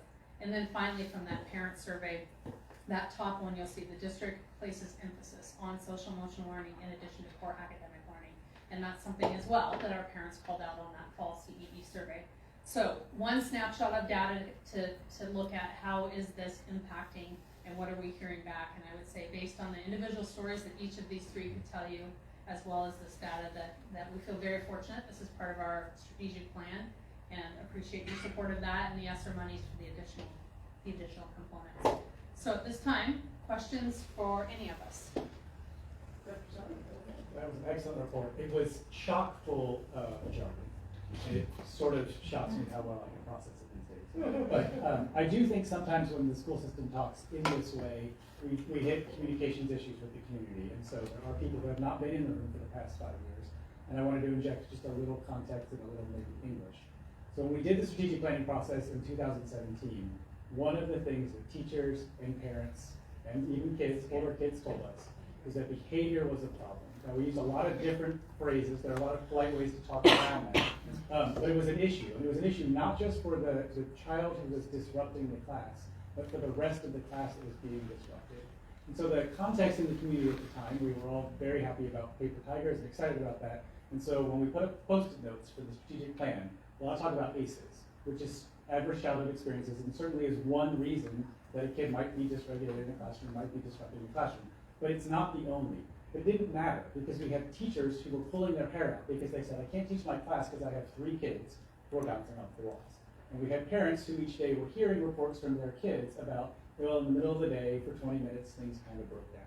And so the strategic plan investments, everything else, was a significant commitment of resources to address that problem system-wide. And then also, I'm so happy to hear the work at CCF. And this all fits together, but as early as possible. Because if we can address an issue with a child who maybe has a sensory issue when they're 4, instead of when they're 8, that's 4 years that they're learning in the classroom, that we're not saying, what's going on here? The parents are saying, my kid's not learning, and that teachers are saying, I can't teach this person. So when we talk in a minute about the budget and all the resources that we've invested in this, it's to build this structure. It is staggering, it's awe-inspiring to see you all here. There's an entire superstructure of supports now for students. For teachers as well, to give them the strategies. So tier 1, again, English. So to give teachers the strategies to say, if the child's just kind of having a bad day or often has kind of a bad day, here are some strategies to support that. Up to much more intensive work with the child who may need it or a family who may need it. This is really important work. It's why we can't just say, hey, if you show up and you're ready to learn, we'll teach you math and that's enough. Right? Because some kids are not going to be ready to learn without this sort of help and this sort of support. And then in the post-COVID world, with all of the investments, we keep talking about ESSER, those are the federal funds that were passed through to the state to allow us to fund supports for kids who fell behind the last 2 years. We knew the data were telling us, kids were showing up to school more disconnected from their peers with greater behavioral problems, and so we needed even additional resources in schools to help fix that problem. That's why we're doing this work. It's so important that we're here, and I'm gratified to see the progress over the last 5 years. And thank you for adding us pieces. You get a part in the presentation next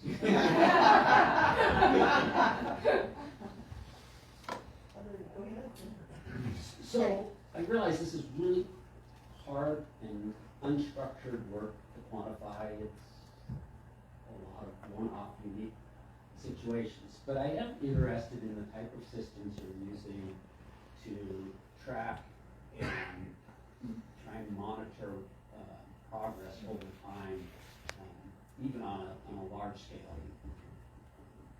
Speak to that. Yes. So individually, every student that's put on a plan or a support with our team has a data tracking system. So we are working with staff within the building who are tracking behaviors that are based off incentive plans, development of social skills, and we're looking at that data on our end as well as on their end because we're all sharing the same data sheet. So to give you another example, a second case at CCF of a student who really was in need of getting some outside support. So we were able to look at data and the trend line was tanking. He was going down. And so when I worked with the behavior coach, Kevin, in that case, again, I asked him to go back in and do some instruction and some coaching to get the numbers to come back up. And within 1 week of the coaching, we saw the data take a huge jump. And that was by just asking the staff member to put 20 paper clips in their pocket and give this kid frequent positive reinforcement. Put those paper clips in the other pocket, do it again. To get the frequent 4-to-1 positives that we're always attempting for students. So then we saw that trend line shoot right back up. But we were also able to get him with the doctor and to get our whole wraparound team around him for further support. So we're looking at that kind of a data at that level, and then to go to the number on the presentation, 66 students this year. Pre-COVID, it was 80. Pre to that, it was 100 and some. So the numbers dropped, but if you remember, you probably don't, but 2 years ago when I stood here, it should drop. Because if those systems in schools are strong at tier 1, and we're really able to look at that general education instruction and who's a non-responder, we can really start to sort out who's that tier 2, and I like to call us tier 2.5/3 because we're really working alongside buildings at 2, but we're also stepping in. We should see that number decrease. We are really getting to the top of that pyramid and only targeting those students with intervention. Not to say, as Christy stated, I want to work myself out of a job. There's always going to be a need for a specialized piece for some of these kiddos. But we should see those systems be built within a structure where we're collaborating and building the professional development alongside buildings, not taking every kid on as a caseload. So I don't know if I completely answered your question in a roundabout way. Very well. Okay, great, thank you.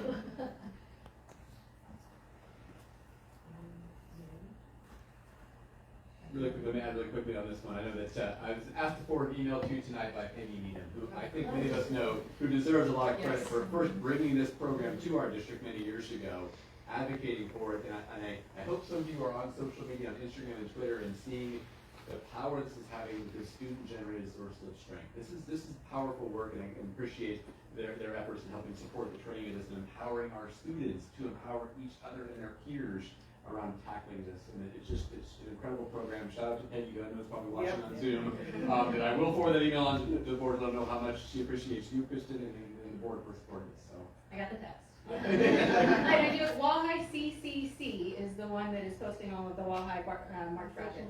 Yes, their Instagram is Walleye CCC. So, yes. Thank you. Thank you. Thank you. Following that, we've got a budget planning update. okay, so this was when we stuck this on the board agenda. We weren't kind of sure what we were going to know at this point. We had a legislative session. It was supposed to be wrapped up in a short session.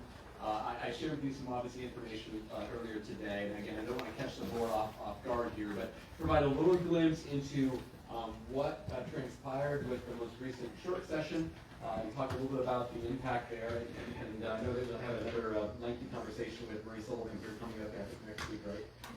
With the legislative wrap up, but really kind of trying to quantify what where we came out from a schools district standpoint with respect to the $11 billion surplus that went out across the state, but unfortunately, school districts saw an $89 million reduction in total money allocated towards schools in this session. So much money was diverted away from public education, both the transportation and capital budgets. We'll talk more about that later. But really tonight is focusing on what of those enhancements were made with respect to schools and how that's going to inform your long-term budget deliberations and discussions. Want to provide you just a brief update again about probably the two of the biggest levers. One of the biggest levers being the increase of prototypical staff, helping fund the amazing people that you funded many, many years ago in lieu and ahead of the state's jurisdiction and willingness to support what has been an ongoing battle for us to figure out and let the state know that 0.007 psychologists is not enough for a school, right? So I wanted to provide a brief update about what was funded. This will, of course, inform our budget deliberations over the coming weeks and months, but to give you at least a kind of mile-high view of what this means for all of us. And so we are very delighted to see that the state did indeed, did indeed make some slight adjustments to the prototypical funding model, specifically around social emotional, kind of the bucket of learning with respect to that social emotional health and well-being for students. Now, unfortunately, they did phase it in over 3 years. And so we would love to have seen all that resource come immediately next year. They actually took it and basically split it into thirds, so we're going to have a slow increment up with respect to state funding, which is good news. As we start bleeding away these ESSER dollars, these one-time ESSER dollars, we're hoping that much of the state will help backfill some of that resource. And so this provides you a glimpse again of what this means for Walla Walla as, again, we're just starting to put the budget numbers together, just starting to input some of this information from the state. You can see that they increased, so we have elementary school, a prototypical elementary school, a perfect world is a 400-student elementary school. A prototypical middle school is 432, and a prototypical high school is 600. These are fictitious numbers that just provide a ratio of funding schools. Whether you have 400 kids in your high school or 4,000, it's just a ratio of your numbers to the 600. What this shows you is what they actually fund on a prototypical elementary school. For example, you can see they had funded this year a .493 guidance counselor. So again, this is an allocation formula. If you have an elementary school that has 400 students, the state will give you money to pay for a .493 counselor. That was what, again, has been an ongoing long-term funding model for elementary schools. You can see next year they've upped that to a .660 counselor. Okay, that's good news. We're making progress. You can see a slight increase of a .167 counselors. You can see overall for the district, that means if you add all of our elementary schools together, they've actually given us money to fund one additional elementary counselor next year. Now, you've hired 4 additional elementary counselors with ESSER dollars, but again, we're making progress. So 1 additional next year, 1 the year after that, and 1 the year after that. So we're slowly closing that gap as we, again, weighing off our ESSER dollars, we're hoping to see it backfill some of that resource. It's not going to backfill all of it, but we're making progress. And again, I want to thank the board for your foresight in bringing these people on our roles right now. First off, you've heard the incredible impact they're having, but also we got to hire and steal the best counselors before everyone else starts battling with counselors with their increased state funding. Again, you also heard amazing work that Nurse Ruff was doing earlier. They fund a .07 nurse for every elementary school. I don't know what a .07 is. It's like what 12 minutes of nursing per day, but that's what they allocate, right? And again, we've been beating the state saying this is ridiculous, and of course, in the light of the pandemic, it's just laughable, right? Beyond all jest. But at the end of the day, next year we're going to get a .2 nurse per elementary school, pretty significant increase. Again, you can see there. We basically received an extra funding for 1 additional nurse across all of our elementary schools, based off of this, again, slowly ratcheting up that support. Social workers as well. School psychologists, again, they fund .017 school psychologists. They're now doing .046 school psychologists per elementary school next year. Again, we had an opportunity to increase about .58 school psychologists across all of our elementary schools next year. Again, still woefully short, but we're making progress. And so this just provides that kind of understanding of that prototypical model. I know some of our board members are very knowledgeable about this. Overall, you can kind of see we're making progress. We still have a long ways to go. Thankfully, with our ESSER funding and our local levy dollars, we have far more of these qualified personnel serving our kids, which is absolutely instrumental. But again, this provides you the idea of what we're getting at the end of the day as we start building next year's budget, as Nancy puts in the projected enrollment, which you provided at the last board meeting, and it kind of spits out the allocation of funding, and then we can assign to different personnel across the district. So any questions about this kind of prototypical model? I want to thank the legislature, thank Superintendent Rakedahl. We're making progress. Again, but still the understanding of what their funding is still far short of what was needed to support fully funded education in Washington. You can see the rest of the numbers did not change. They didn't change from administration to custodians to teachers. Everything else is static. But they did change this bucket of resources. And again, this is an allocation model. These new dollars have to be spent in that bucket of student supports. But it doesn't have to be spent specifically on a school psychologist or a counselor or a nurse, but again, about the bucket of supporting around the social, emotional, and the mental health and well-being of our kids. So kind of hot off the press there, I just want to give you that rundown based off of it. These numbers are the numbers you instructed Nancy and I to use for our projected elementary enrollment, middle school enrollment, and high school enrollment, so you can kind of see what that review provides us next year. Next page. Yeah, let's see. Okay. Here's another update, a significant update, and again, I provided additional information as well. Just want to provide the board a little bit around brand new, kind of hot off the press, when it comes to this consumer price index, the implicit price deflector, the IPD. Think about this as the inflationary mechanism the state uses to reallocate and redistribute monies to school districts. So, for example, they say every teacher should be funded at $60,000, and they provide a CPI to that, and it gives us a little extra bump the next year to provide associated raises for teachers to pay for their steps as they gain both experience and education as they move across the salary schedule and down the salary schedule, as well as just overall general compensation raises for teachers, administrators, support personnel, all of the prototypical funded staff in our buildings. Significant increase was provided this upcoming year, and I can explain that in further detail down the road for the board. But what they realized, what the legislature realized, is that I think we all know this. We've gone down to the grocery store with the gas pump lately. Although they more than exceeded what the consumer price index and ratios were in previous years. This last year, we've seen inflation go off the roof. And so what this attempt was to make up for what is a significant increase in inflation this last year, where the state said we expect it to be 2%, but it's closer to 5.1%. So they have a 3% gap to make up. And so what they've done is provided a 5.5% increase next year with respect to the overall increase to the allocation of staff that are funded by the prototypical funding model. And so this will obviously come into play both as we create projections, as we sit down and collaborate with our union to talk about negotiations and what we can and can't afford. Now remember, they provide a 5.5% increase to the prototypical funded staff. realize that about 40% of our staff are not funded by the prototypical staff, and we've got no increase to cover those staff costs. So that's one of those things where we have to again work with our employee groups and work with our board to kind of figure out how we cover all those costs. Dr. Mel.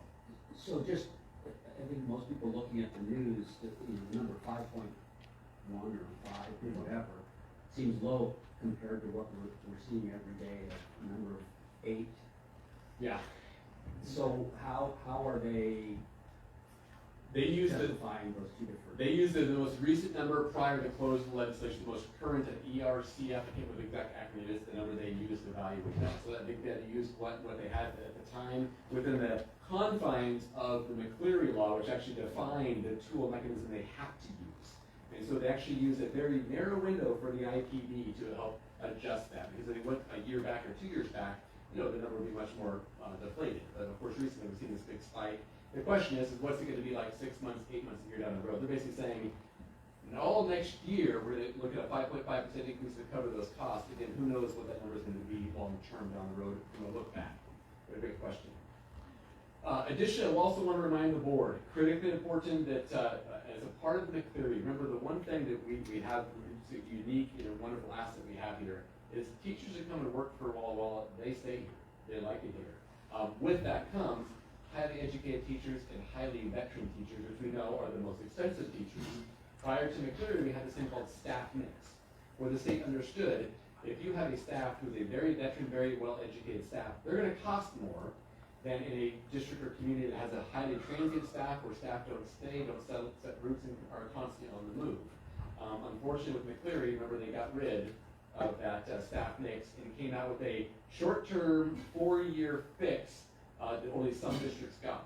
Fortunately, they recognized that Walla Walla had a very veteran, very mature staff, a very well-educated staff, and we received a 4% increase to the allocation because they knew our staff just cost more than staff, with the staff in our region, because our staff are more, again, veteran, more educated than those from Prescott, Waitsburg, and Tushing, and the other ones that didn't get this 4% adder.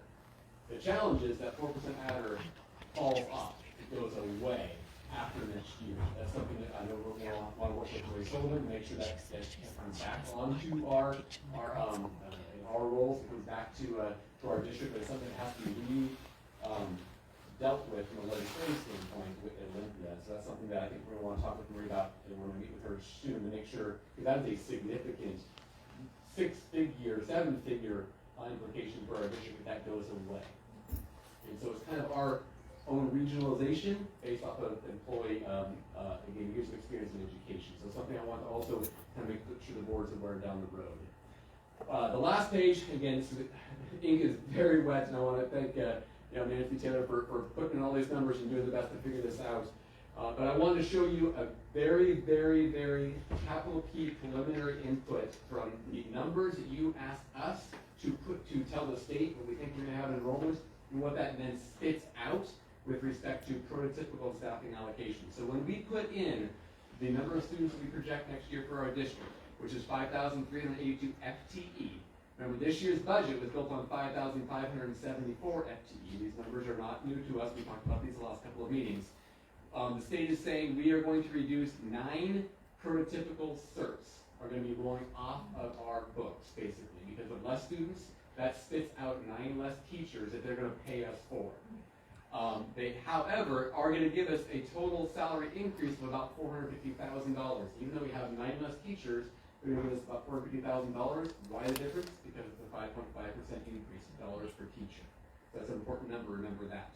They say we need to reduce 0.81 administrators, again, based off of the smaller enrollment, give us $33,000 for administrative raises, based off of, again, the prototypical allocation, and reduce about 3.48 classified staff, and give us about $63,000 for additional compensation for the staff. Again, important number to realize. What I asked Nancy to do is I asked her to say, well, put together a model of if we look at a 5.5% increase for all of our staff, what does that do financially? And the cost of that increase is somewhere on the neighborhood of $2 million, right? And so I just wanted to kind of start setting the stage of conversations about moving forward and next steps, and trying to wrestle with prioritizing staff and supporting all of our staff and making sure we can retain and keep the staff that we so desperately need in the district. But the idea that this number, the student number, does have a direct impact on our budget and allocation, and realizing that they're gonna give us $450,000, for increases for certificated staff. The cost to give the certificated staff that raise is in the neighborhood of $2 million. It's about $300,000 per percent. And so it kind of shows you that the work we've got to do and the work we're collaboratively working with our unions and employee groups on trying to wrestle with how do we make this all work for us at the end of the day. When we have declining enrollment, a state with a significantly high inflationary cost, and how we make that all work at the end of the day with respect to moving forward. So a lot of conversations. Just wanted to really highlight kind of the idea of by putting that student enrollment, and we know the impact that was going to have. Less enrollment is less staff funded and less resources for kids as we slowly start right-sizing our workforce to meet what is our new normal with respect to student enrollment, which we look at every single month on that enrollment chart. Any quick questions? I know it's hot off the press, surprising me with you, but again, this is again brand new. We're just starting to get this information. We don't have the multi-year tool yet. We're still working on some levy predictive tools based off the most recent LEA decisions. So it's all kind of coming in this flow that Nancy will be overwhelmed with updates and emails and spreadsheets to fill out. So Director McGall. So have we passed that point where staff has announced that they're not coming back next year? Retirements, mean? Yes. I think we've received most of our retirements. We have an retirement incentive, retirement incentive. I think most of our staff, we pretty much know. Now, I'm sure there are always going to be some staff that are going to leave, move, change positions, change districts. We always see some of those, but I think the majority of our staff we probably have looked at. Yeah, compared to our prototypical FTE, we're still a ways away from that. But again, we also have a levy. It also helps support some of those right, staff. I'm just wondering how the numbers, and what they were funding compared to just sort of our natural attrition. Yeah, I think we've about a dozen staff. I think have retired, give or take. Yes. Yeah, 19 staff that have indicated that not reaching for this year. You said 9 in Mob? 9 up there, reduced off that, exactly. So again, we've got some work to do. Some of those staff are going to have to be replaced because they're critical positions, but again, we've got work over the coming weeks and months as we have conversations with the board about how you want to prioritize and focus on that work. But again, wanted you to get an update there because there was a lot of questions about 5.5%, where did that come from? I heard they increased staffing for nurses and counselors, great news. What does that mean for us? Right, again, that kind of big picture look at this, and obviously many more discussions over the coming weeks and months as we work and wrestle with this. Anything, Director Taylor, you want to add to that? No, just again, very preliminary, just as every tool comes out and as they update things, we're going in there and trying to stay on top of it. If we find mistakes in the tools like today, maybe tell them.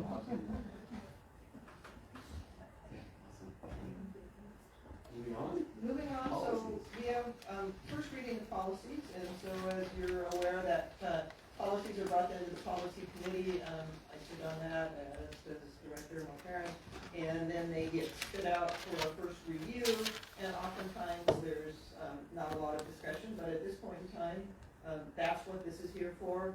So, and usually we defer to Superintendent Smith, have you heard anything, because we have to wait and do it in public.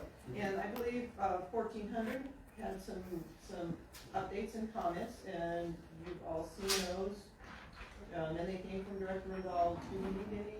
So you got on the hand on your desk, the one in yellow is Director Rendall's suggestions, modifications. The one in the packet is the policy committee ended up submitting to the board. Again, tonight's the first reading, so we have plenty of opportunity to make changes, make adjustments before the second and final reading. And so it's really up to the board to kind of provide some guidance on this. Yeah. So I have a question on 1400. So we first looked at revising this a few months ago, and then said, heading into legislative session, we were waiting to see what the legislature did in terms of some of these rules, because we were going to have to do it again if they changed the rules. I'm curious if the policy committee considered the issue of recording the board meetings. What your thought was on that? Because I didn't see it as well.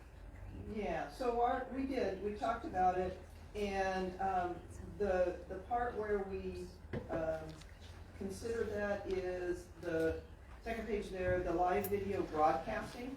And so what you see happening at this board meeting, which is a live video broadcast, is something that we had implemented implemented as a result of the COVID shutdown and the Zoom requirements and such. And we said, you know, that makes sense. And so we said, let's keep that for meetings such as this. We felt that the challenges and difficulties of trying to be remote in work sessions and things like that, it just didn't make sense at this point in time to do that. And you know, there's nothing that says that if we have like a budget work session or something here, that we couldn't go ahead and do that. We just felt that tying our hands and requiring it for every situation. For example, one of the classic one that comes up is when we go to the Center for Children and Families and we move into each classroom and divide and enjoy spending one-on-one time, it becomes incredibly impossible to do so. And you know, the difficulties of records retentions and all of those such. So at this point, that's kind of where we settled. Anything to add? I think it's a great question. I just want to, because I the live broadcast versus the recording are two kind of different. And I get the downside. And I'd throw one more onto the pile, which is we have people who come to speak before the board who are not elected officials or staff members a lot of times, and it's already somewhat, although this group was, you can tell they do that stuff for a living. It can be somewhat intimidating, and we live in a world where if someone misspeaks, we've seen it in other places across the country, that recording becomes weaponized against that individual.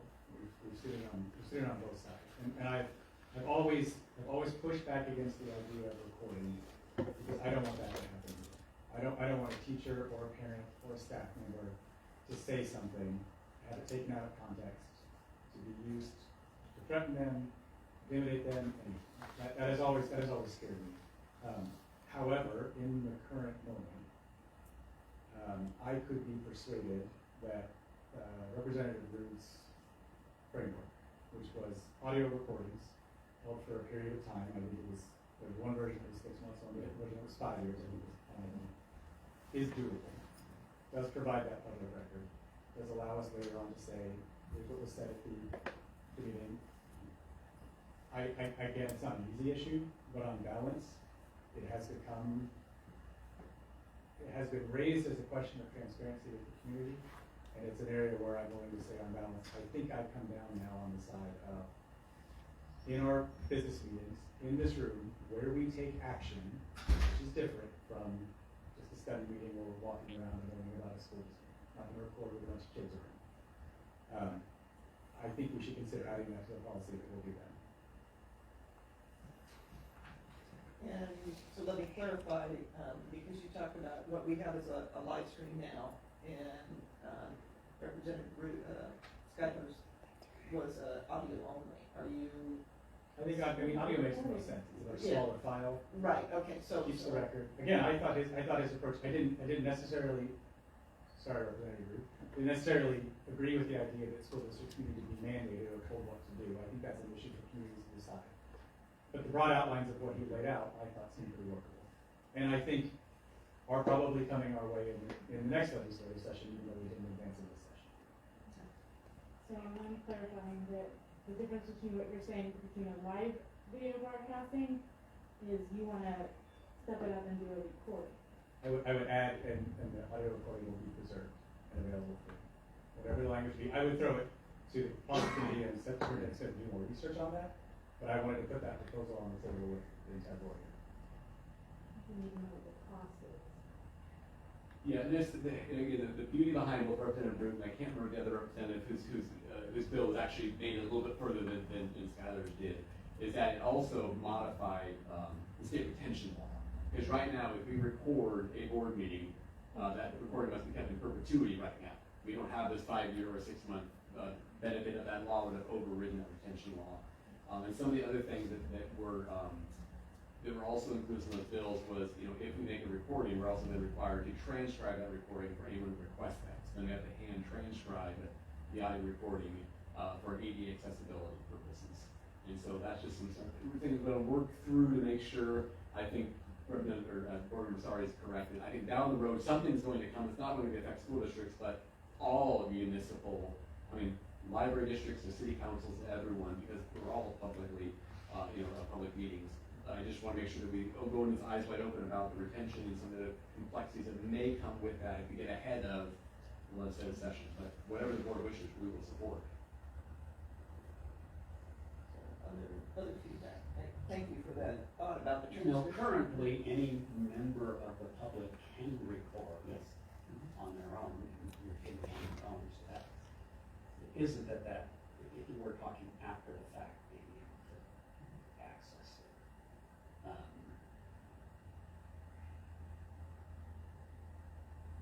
I guess I'm on the fence about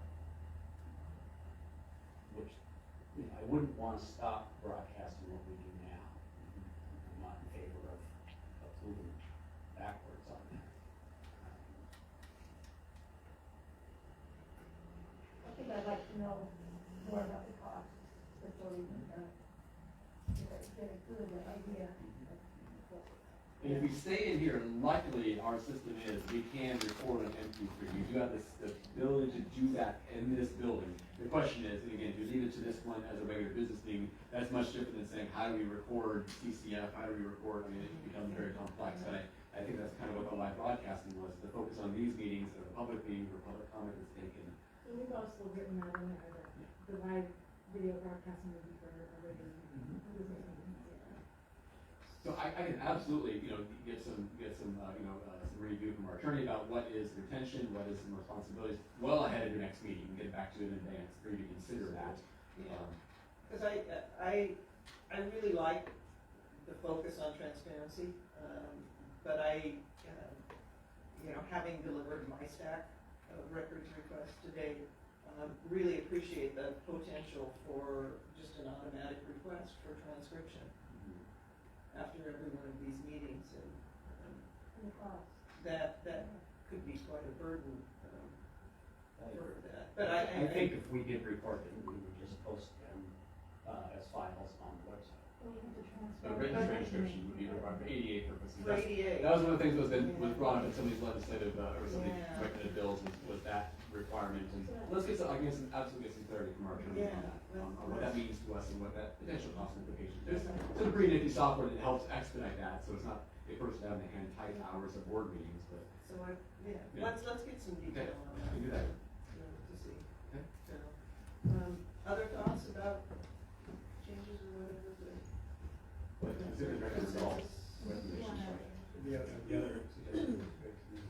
I appreciated them too. Yeah, I was just trying to, there was nothing structural about the changes, it was just changing, gave us a little more flexibility and a wider document in terms of voting to look at. And then there was one sentence below that paragraph that seemed sort of redundant about proof of 10 meetings. Well, the boilerplate is in there, Yeah, and we can wall it and make it improve it, and I think we've done that there. Any other discussions on that policy? How about the other two policies? So at this point in time, oh my gosh, it's 7:35, which is pretty close. A motion to adjourn. Right? Second. Voting for it, yes? Yeah, right, thank you all.